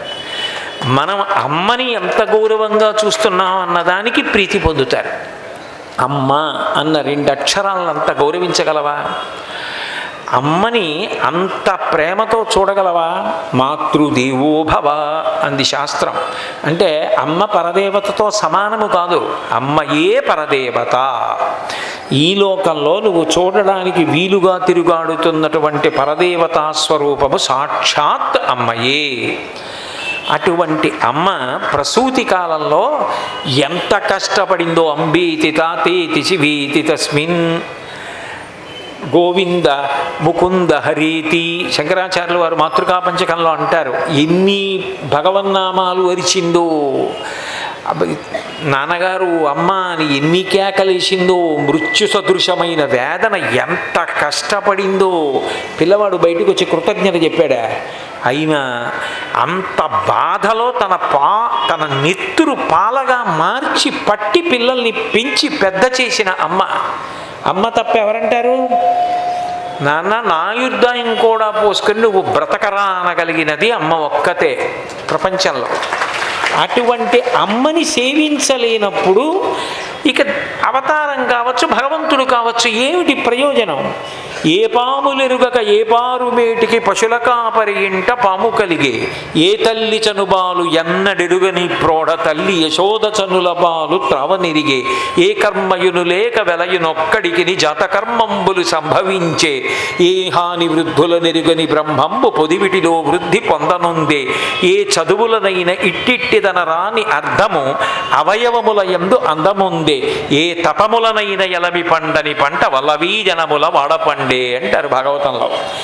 ఆయన యశోద చన్నుల పాలు తాగి పెరిగి పెద్దవాడయ్యాడు కాబట్టి ఆమె ప్రేమ ఏమిటో చూశాడు.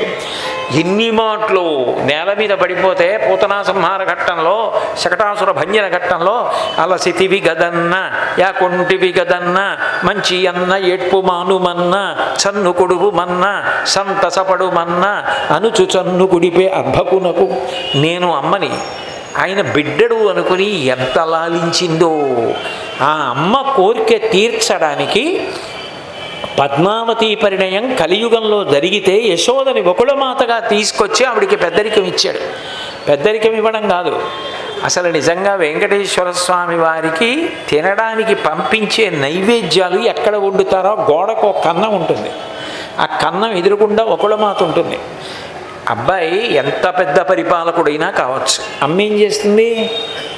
హేమంత ఋతువు వచ్చింది, మంచు పడుతూ ఉంటుంది, తెల్లవారుజాము లేదు, పొద్దున్న లేదు, రాత్రి లేదు, తిరుగుతూ ఉంటాడు. పిల్లవాడికి కంఠం పాడవుతుంది, చారులో కసిన మిరియాలు వెయ్యమ్మా.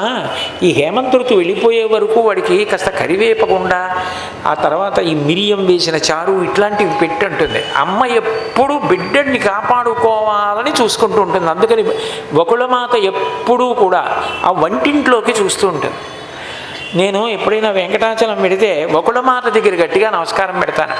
అమ్మ వెంకటేశ్వర స్వామి వారిని నన్ను మరిచిపోవద్దని, నన్ను ఉపేక్షించకుండా ఉండమని చెప్పమ్మా అంటూ ఉంటాను. ఎందుకంటే అమ్మ మాట ఆయన కాదండం. ఎంత వెంకటేశ్వరుడైనా భార్య లక్ష్మీదేవితో కలిసి రాత్రి అయితే ఆవిడ కాళ్ళు పట్టడానికి వస్తాడు, పడుకోబెట్టడానికి. వచ్చినప్పుడు ఒరే చాగంటి వాడు వచ్చాడరా ఈ మాట చెప్పి వెళ్ళాడంటే ఆయన నన్ను బ్రోవకుండా ఉంటాడా? అందుకని బతికున్నంత కాలం ఆఖరి శ్వాస వరకు నీ కథ చెప్పించు, ఆఖరణ నీ గురించి చెప్తూ ఉండగా నేను ఒరిగిపోవాలి, అలా నన్ను అనుగ్రహించు. అట్లా చెప్పమ్మా ఆయనకి. అదొక్కటే. ఈ ప్రవచనాలన్నీ దేనికి? డబ్బుల కోసమే. నేను ఎప్పుడైనా ఇన్ని వేల సభల్లో రూపాయి ఇచ్చుకున్నానా? కాదు. చెప్పగా చెప్పగా చెప్పగా పెద్దవాడిని అవగా ఏదో ఒకనాడు ఆయన గురించి చెప్తూ నేను ఒరిగిపోవాలన్నది నా కోరిక. అది తీర్చమని చెప్పమ్మా అని చెప్తూ ఉంటాను ఒకళ్ళమాతతోటి. అమ్మ మాట అంటే అంత నిబద్ధుడు ఆయన, అంత భక్తి. అటువంటి వాడి దగ్గరికి వెళ్ళి ఎన్ని ప్రదక్షిణాలు చేసినా, హుండీలో ఏం వేసినా అమ్మకు అన్నం పెట్టని వాడిని ఆయన కాపాడతాడా? అమ్మ మీద భక్తి ఉన్నవాడు, అమ్మ అంటే ప్రేమ ఉన్నవాడెవరో వాడి దగ్గరికి ఆయన పరిగెత్తుకుంటూ వస్తాడు. స్వేచ్ఛయా క్రీడతై తత్ర ఇచ్ఛారూపం విరాజిత. ఏదో ఒక రూపం పొంది వస్తాడు. అమ్మక్కర్లేదు, ఏడుకొండలవాడు కావాలి, ఆయన చావతల బాగుంటాడు. ఆయన ఏం చూడ్డు అలాంటివాడిని. వెంకటేశ్వర స్వామి వారి యొక్క స్మరణగా ఆయన గురించి చెప్పుకోవడంలో తెలుసుకునేది ఇది అంటే మనం ఆయనని పట్టుకోవడానికి నిజానికి ఏది పట్టుకోవాలో తెలుసుకోవాలి. 3వ అంతస్తుకి వెళ్ళాలంటే ఇటు నుంచి మెట్లు ఎక్కాలని తెలిసినట్టే వెంకటేశ్వర అనుగ్రహానికి మనం జీవితంలో ఏది వదిలిపెట్టకూడదో ఏది పట్టుకోవాలో తెలుసుకుంటే వెంకటేశ్వరుడు మనకు పట్టుబడతాడు.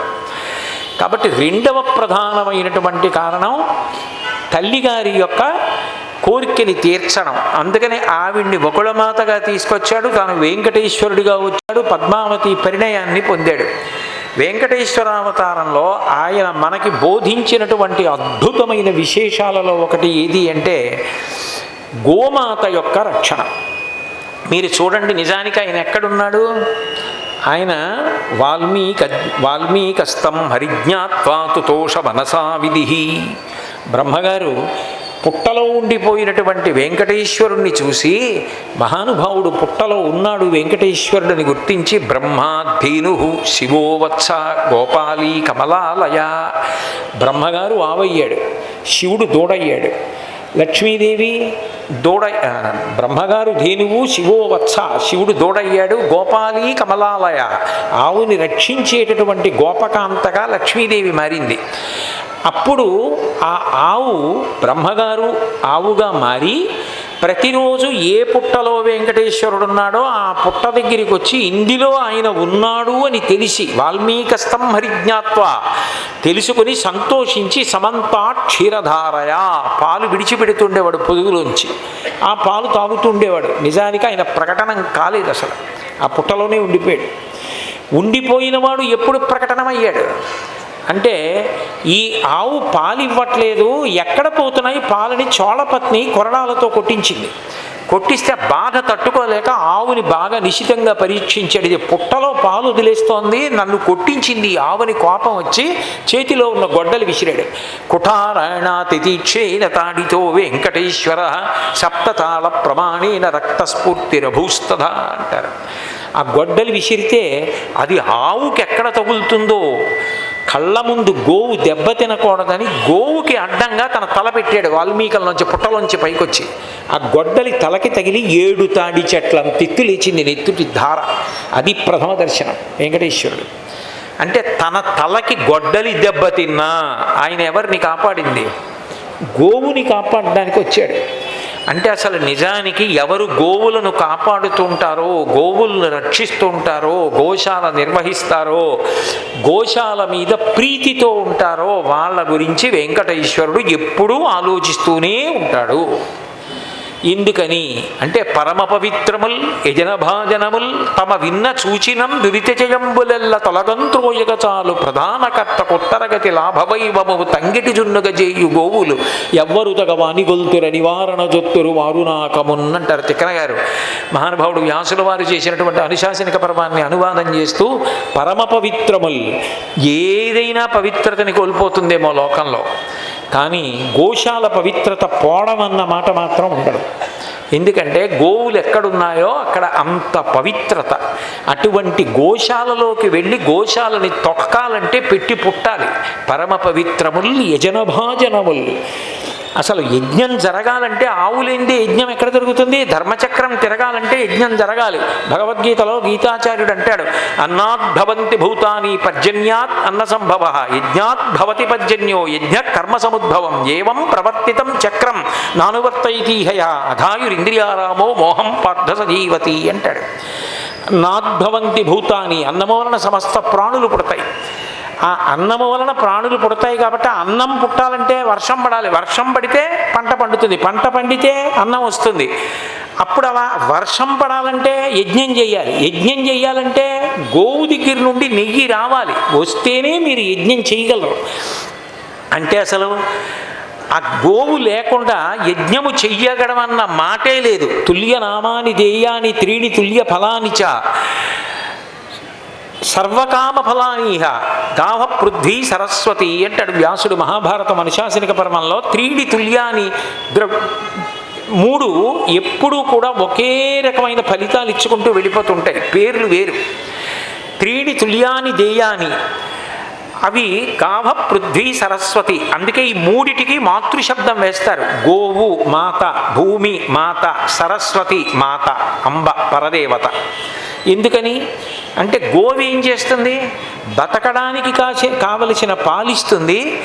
ఇక్కడ శరీరం పడిపోయిన తర్వాత ఉన్నత లోకాలు పొందడానికి కావలసిన పుణ్యమునకు ఆవు సాధనం. యజ్ఞం జరగాలి అంటే ఆవు నెయ్యి లేకుండా అసలు యజ్ఞం చేయలేరు. యజ్ఞం లేకపోతే దేవతలు ప్రీతి చెందరు, దేవతలు ప్రీతి చెందకపోతే వర్షం పడదు, వర్షం పడకపోతే పంట లేదు. అందుకే భాగవతం దశమస్కంధంలో కృష్ణుడు నందాదులతో మాట్లాడుతూ అంటాడు, అసలు భూమి మీద మఖము చేయ వజ్రి మది సంతసించును, వజ్రి సంతసింప వానకురియు, వానకురిసి గసవు వసుమతిపై పెరగు, గసవు మేసి ధేను గణము బ్రతుకు. మన బ్రతుకంతా కూడా వర్షం మీద ఉంది, వర్షం యజ్ఞం మీద ఆధారపడింది, ఆ యజ్ఞం ఆవు మీద ఆధారపడింది. ఆవు నెయ్యి లేకుండా యజ్ఞం ఎలా చేస్తారు? ఆవు పిడక లేకుండా సమిధ ఎలా వేస్తారు? మిగిలిన సమిధలో దోషం వచ్చినా ఆవు పిడక పడాలి. ఇవన్నీ పైగా గోమయంతో అలకకుండా ఏది చేస్తారు? పవిత్రం అవ్వాలంటే గోమయంబుతో అలకి అని ఉంటుంది కల్పంలో. పరిశుద్ధత చేకూర్చవలసినది గోమయం. అటువంటి గోమయం ఏదైతే ఉందో అది లక్ష్మీ స్థానం. లక్ష్మీదేవి గోవుల దగ్గరికి వచ్చి, మీ దగ్గర నేను ఉంటాను, నాకు స్థానం ఇవ్వండి అని అడిగింది. మిగిలిన ఎవరికైనా ఇచ్చాం, 33 కోట్ల మంది దేవతలకు ఇచ్చాం, లక్ష్మి నీకు మాత్రం మేము ఇవ్వమన్నాయి గోవులు. ఎందుకు ఇవ్వరు అని అడిగింది. నువ్వు చెంచల లక్ష్మి, నువ్వు ఉండవు చోట, అందుకని నువ్వు వద్దు మా దగ్గర అన్నాయి. ఆవిడంది, నేను చెంచల లక్ష్మిని కాకపోతే ధర్మం నిలబడదు. రాక్షసుల నుండి నేను వాళ్ళ యొక్క అకృత్యములు చూసి తొలగిపోకపోతే వాళ్ళు ఎలా పతనమైపోతారు? ధర్మం పట్టుకున్నవాడి దగ్గరికి నేను వెళ్ళకపోతే వాడు ఐశ్వర్యవంతుడు ఎలా అవుతాడు? నేను కదలాలి, నన్ను తప్పు పట్టుకుంటారేమిటి, నాకు మీ దగ్గర స్థానం ఇవ్వండి అని అంటే గోవులు సంతోషించాయి. మామూత్రపురీషంబులు భామ వేదంబులెరుగు పరమ పావనంబులు కావున నీవా మేలుగు వస్తువులను ప్రీతిధామములయ్యుండుము ఇంపు తలకొనమాకున్. మా మూత్రపురీషములు లోకంలో పరమ పవిత్రములు. ఎందుకంటే 84 లక్షల జీవరాశులలో ఎవరి మూత్రమైనా ఎవరి పురీషమైనా దుర్గంధ భూయిష్టం. గోవుల మూత్రము గోవుల పురీషము ఎప్పుడు సుగంధభరితం కాబట్టి అందులో ఉండమన్నాయి. అందుకే గోవు ఎక్కడుంటుందో అక్కడ లక్ష్మి ఉంటుంది. గోమయంలో గోమూత్రంలో లక్ష్మి ఉంటుంది కాబట్టి గోవు అక్కడ లక్ష్మి తిరుగుతూనే ఉంటుంది. లక్ష్మీ నివాస స్థానమునందు ఉండడం అంటే గోశాలలో ఉండడం. అందుకే గోశాలలో నిద్ర చేయమన్నాడు భీష్మాచార్యుల వారు. ఆశ్వీజ మాసంలో కృష్ణపక్షం వచ్చినప్పుడు గోశాలలో 3 రాత్రులు నిద్ర చెయ్యి అని కొన్ని తిథులు చెప్పాడు. అంటే గోశాల నిద్రపోవడం కూడా అంత గొప్పది. అటువంటి గోవు ఏదైతే ఉందో అది సనాతన ధర్మమునకంతటికీ కూడా ఇరుసు. అది లేకుండా అసలు ఎట్లా నడుస్తాయి ఈ కార్యక్రమాలు? ఆ గో సంరక్షణ కొరకు ఎవరు ప్రయత్నిస్తున్నారో వాళ్ళకి నా అనుగ్రహం ఉంటుంది. అనుగ్రహం మామూలుగా కాదు. గోవు కోసం అవసరమైతే గొడ్డలి దెబ్బ తలకి తిరిగి రక్తం వదిలిపెట్టానంటూ మొట్టమొదట పుట్టలోంచి పైకి లేచాడు. అంటే అసలు గోవుని సంరక్షించడం, గోపూజ చేయడం, గోదానం చేయడం, వృషభదానం చేయడం, గోమిథున పూజ చేయడం, గోవుకి ప్రదక్షిణం చేయడం ఎంత గొప్పది. మాతర సర్వభూతానాం గావ సర్వసుఖప్రద వృద్ధి మాకాంక్షతానిత్యం గావకార్యా ప్రదక్షిణా అన్నాడు భీష్ముడు. నువ్వు వృద్ధిలోకి రావాలని నీకు కోరికుంటే గోవుకి ప్రదక్షిణం చేయకుండా ఉండకు అన్నాడు. గోవుని పెంచడం, గోవుని పోషించడం, గోవుకి ప్రదక్షిణం చేయడం అంత గొప్పది. అటువంటి గోవు గౌరవార్ అగ్నిహోత్రం. ఒక అగ్నిహోత్రం దగ్గరికి వెళ్ళి ఒక రోజున హోమం చేస్తే ఏ ఫలితం వస్తుందో గోవుకి గ్రాసం పెడితే అదే ఫలితం వస్తుంది. అంత గొప్ప ఫలితం వచ్చేస్తుంది. నేను చెప్పట్లా, అశ్వమేధ పర్వంలో భీష్మాచార్యుల వారే చెప్తాడు, గావోమే మాతరః సర్వాః పితరశ్చైవ గోవృషాః గ్రాసముష్టిం మయా దత్తం ప్రతిగృహీత మాతరః.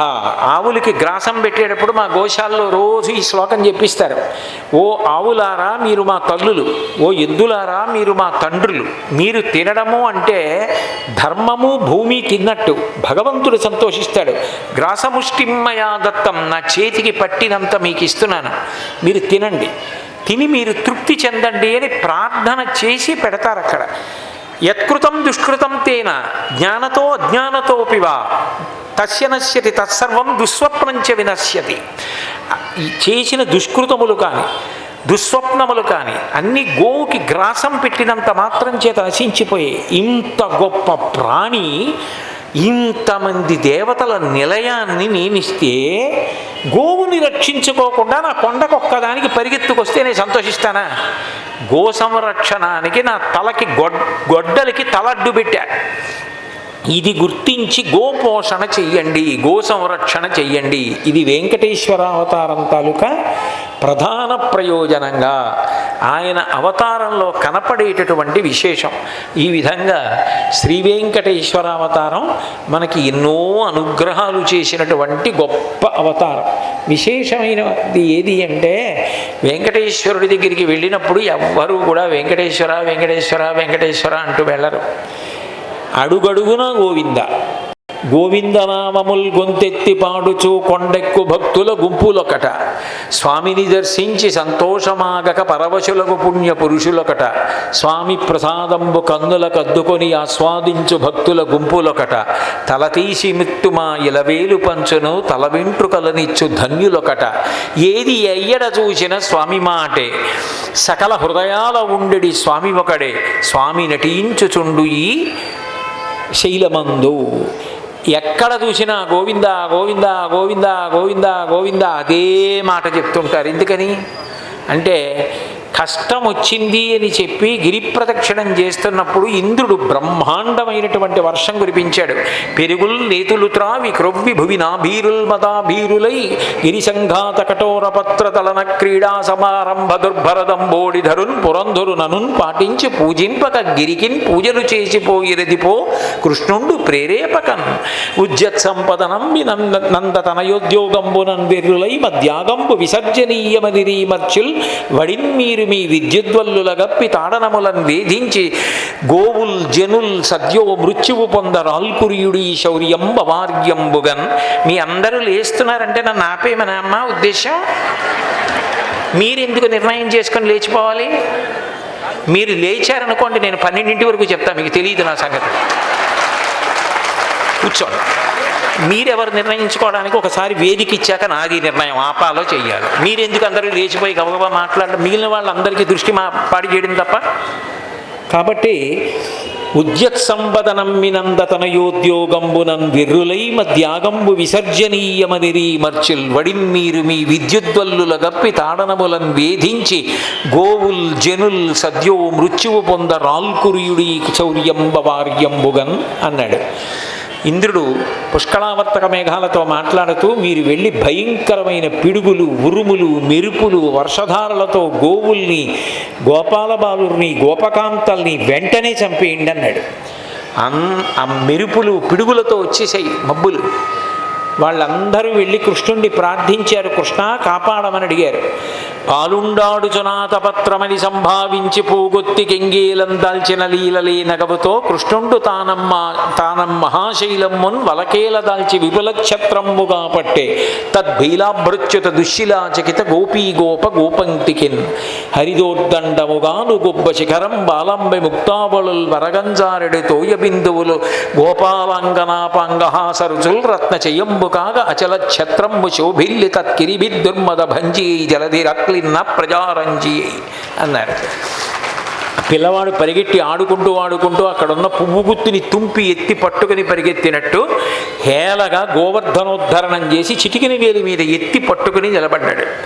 ఆయన చెయ్యే కర్ర, శిఖరమే గుబ్బ, జారుతున్నటువంటి నీళ్లే ముత్యాల జాలు, లోపల ఉన్న గోపకాంతల నవ్వులే అక్కడ అమర్చినటువంటి వజ్రముల యొక్క అలంకారములు. అట్లా గోవర్ధనోద్ధరణం చేసి నిలబడితే లోపలికి వెడితే కొండ వదిలేస్తే పచ్చడైపోతాం, బయట ఉందామని కొంతమంది ఆయనని నమ్మకపోతే వాళ్ళని ఆయన బ్రతిమాలుకున్నాడు. బాలుండీతడు కొండదొడ్డది మహాభారంబు సైరింపగాదాలండోజనిధి కింద నిలువంచింతింపగా బోలది శైలాంబోనిధి జంతు సంయుత ధరాచక్రంబు భయపడ్డ నాకేలల్లాడదు బంధులార నిలుడీ క్రిందన్ ప్రమోదంబునన్.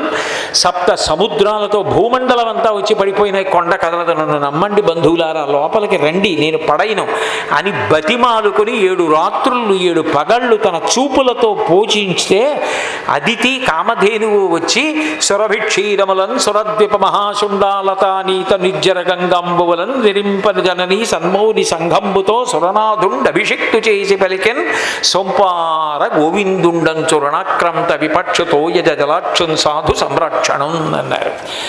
ఆ ఆకాశ గంగా జలాల్ని ఐరావతం తీసుకొస్తే ఆ నీళ్లతోటి కామధేనువు పాలతోటి ఇంద్రుడు అభిషేకం చేస్తే గోవులను కాపాడావు, నోరు లేని ఆవులు దూడలను ఎవరు కాపాడతారు?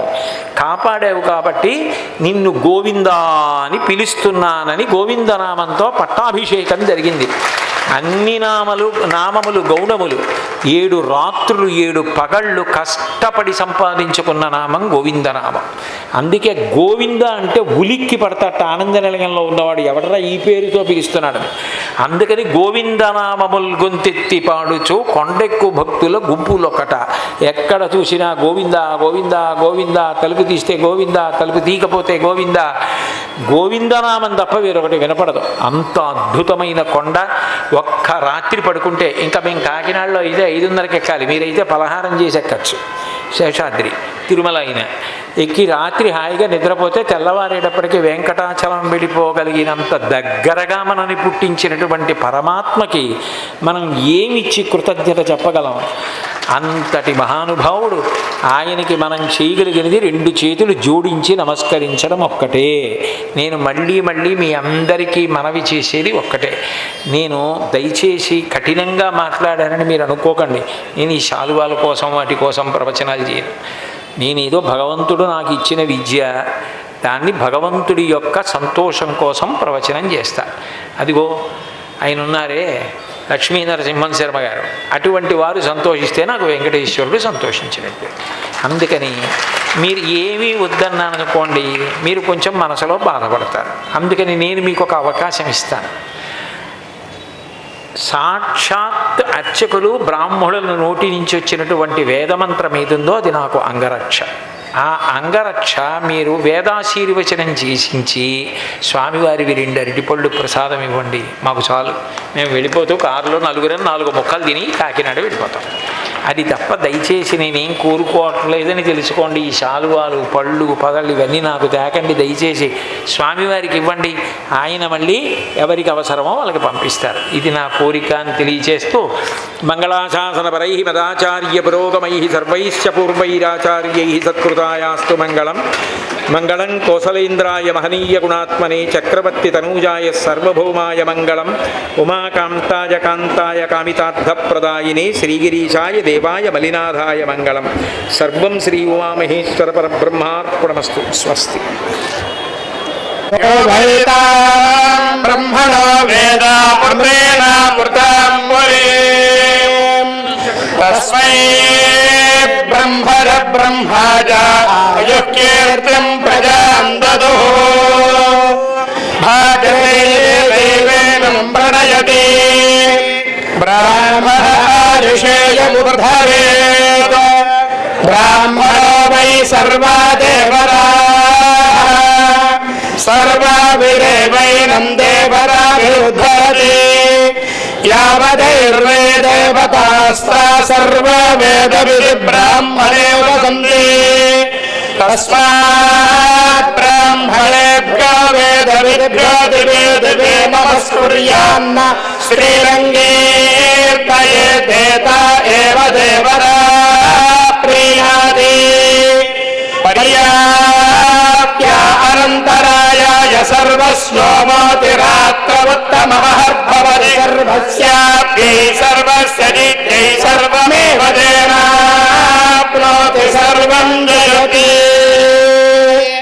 अयं भगवान् श्रीमदखिल महीमण्डल धरणीधर मण्डलाखण्डलस्य निखिल सुरासुरवन्दित वराह क्षेत्र विभूषणस्य शेषाचल गरुडाचल सिंहाचल वृषभाचल नारायणाचल अञ्जनाचलादिशिखरिमालाकुलस्य नाथमुखबोधनिधि विधि गुणसाभरण सत्त्वनिधि भक्त्वनिधि भक्ति गुणपूर्ण श्रीशैलपूर्ण गुणवशंवदम परम पुरुष कृपा पूर विभ्रमद शृंग शृंग गलद गगन गंगा समालिंगितस्य सीमातिक गुण रामानुज मुनि नामांकित बहुभूमाश्रय सुरधामालय वन रामायत वन सीमा परिवृत विशंकट तट निरंतर विजृंभित भक्ति रस निर्धरानंतार्याहार्य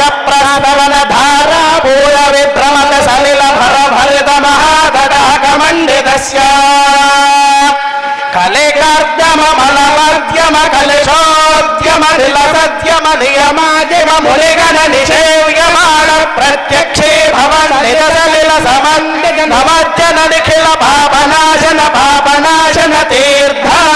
तीर्थाध्यासितस्य मुरारि सेवक जराधिपीडित निरार्ति जीवन निराश भूसुर वरार्ति सुंदर सुरांग नारदि करांग सौष्ठव कुमार धाकृति कुमार धामन समापनोदक दयून पादक महाबलावक विहावनोदक सकल भुवन विविध कुमार धारा विधान तीर्थ धरणि दल गत सकल हत कलिल सुभदलिल गत बहुल विविध गुण खदित दुर रुचिर दर विलोकन मात्र विविध विध विध महाभारत पुष्करिणी समेतस्य श्रीमतो वेंकटाचलस्य शिखरि शेखर महाकल्पशाखे वृषशैलाधिपगे वदैव तन्नः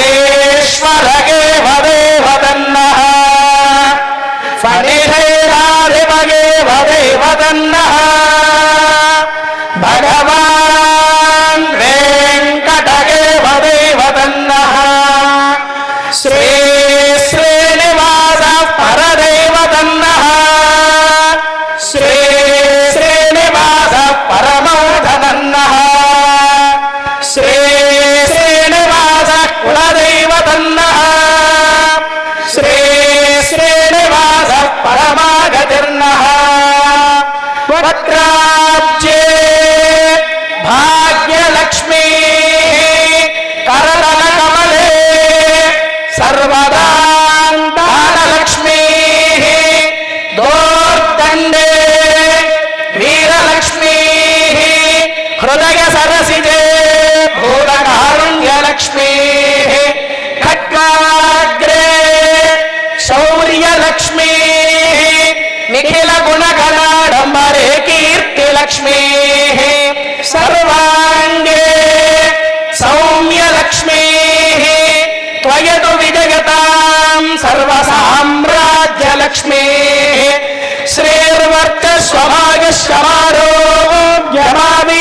श्रीर्वर्चस्वभागस्वमारोग्यमाविधाक्षोभामानौ महीयते धान्यं धनं पशुं बहुपुत्रलाभकं दीर्घमायो ஓங்கி உலகளந்த உத்தமன் பேர் பாடே நாங்கள் நம்பாவை கச்சாத்தி நீராடினாள் தீங்கின்றி நாடெல்லாம் திங்கள் மும்மாறி பெய்து ஓங்கு பெரும் எண்ணலோடு கயலுகள போங்கி வளை போதில் பொறிவன்று கண்படுப்ப தேங்காதே புக்கிரந்து சீத்த முளை பத்தி வாங்க குடை நிறைக்கும் மெல்லல் வெறும் பசுக்கள் நீங்காத செல்வன் நிறைந்தோ அக்னிர்வசுதிர்பவ ஆதித்யாயவ தேதோ பவ విష్ణుర్వ శ్రీమాన్ భవ బ్రహ్మాయురాయుర్భవ ఆయురాయుర్భవ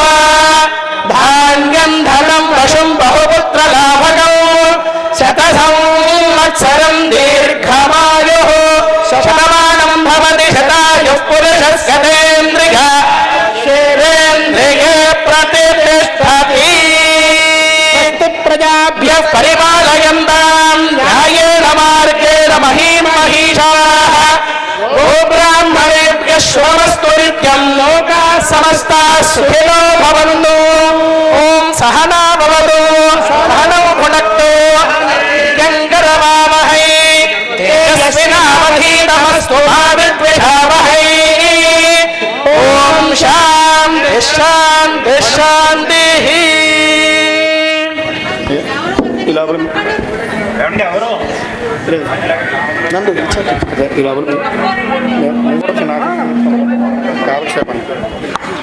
ఓం గణానాన్త్వా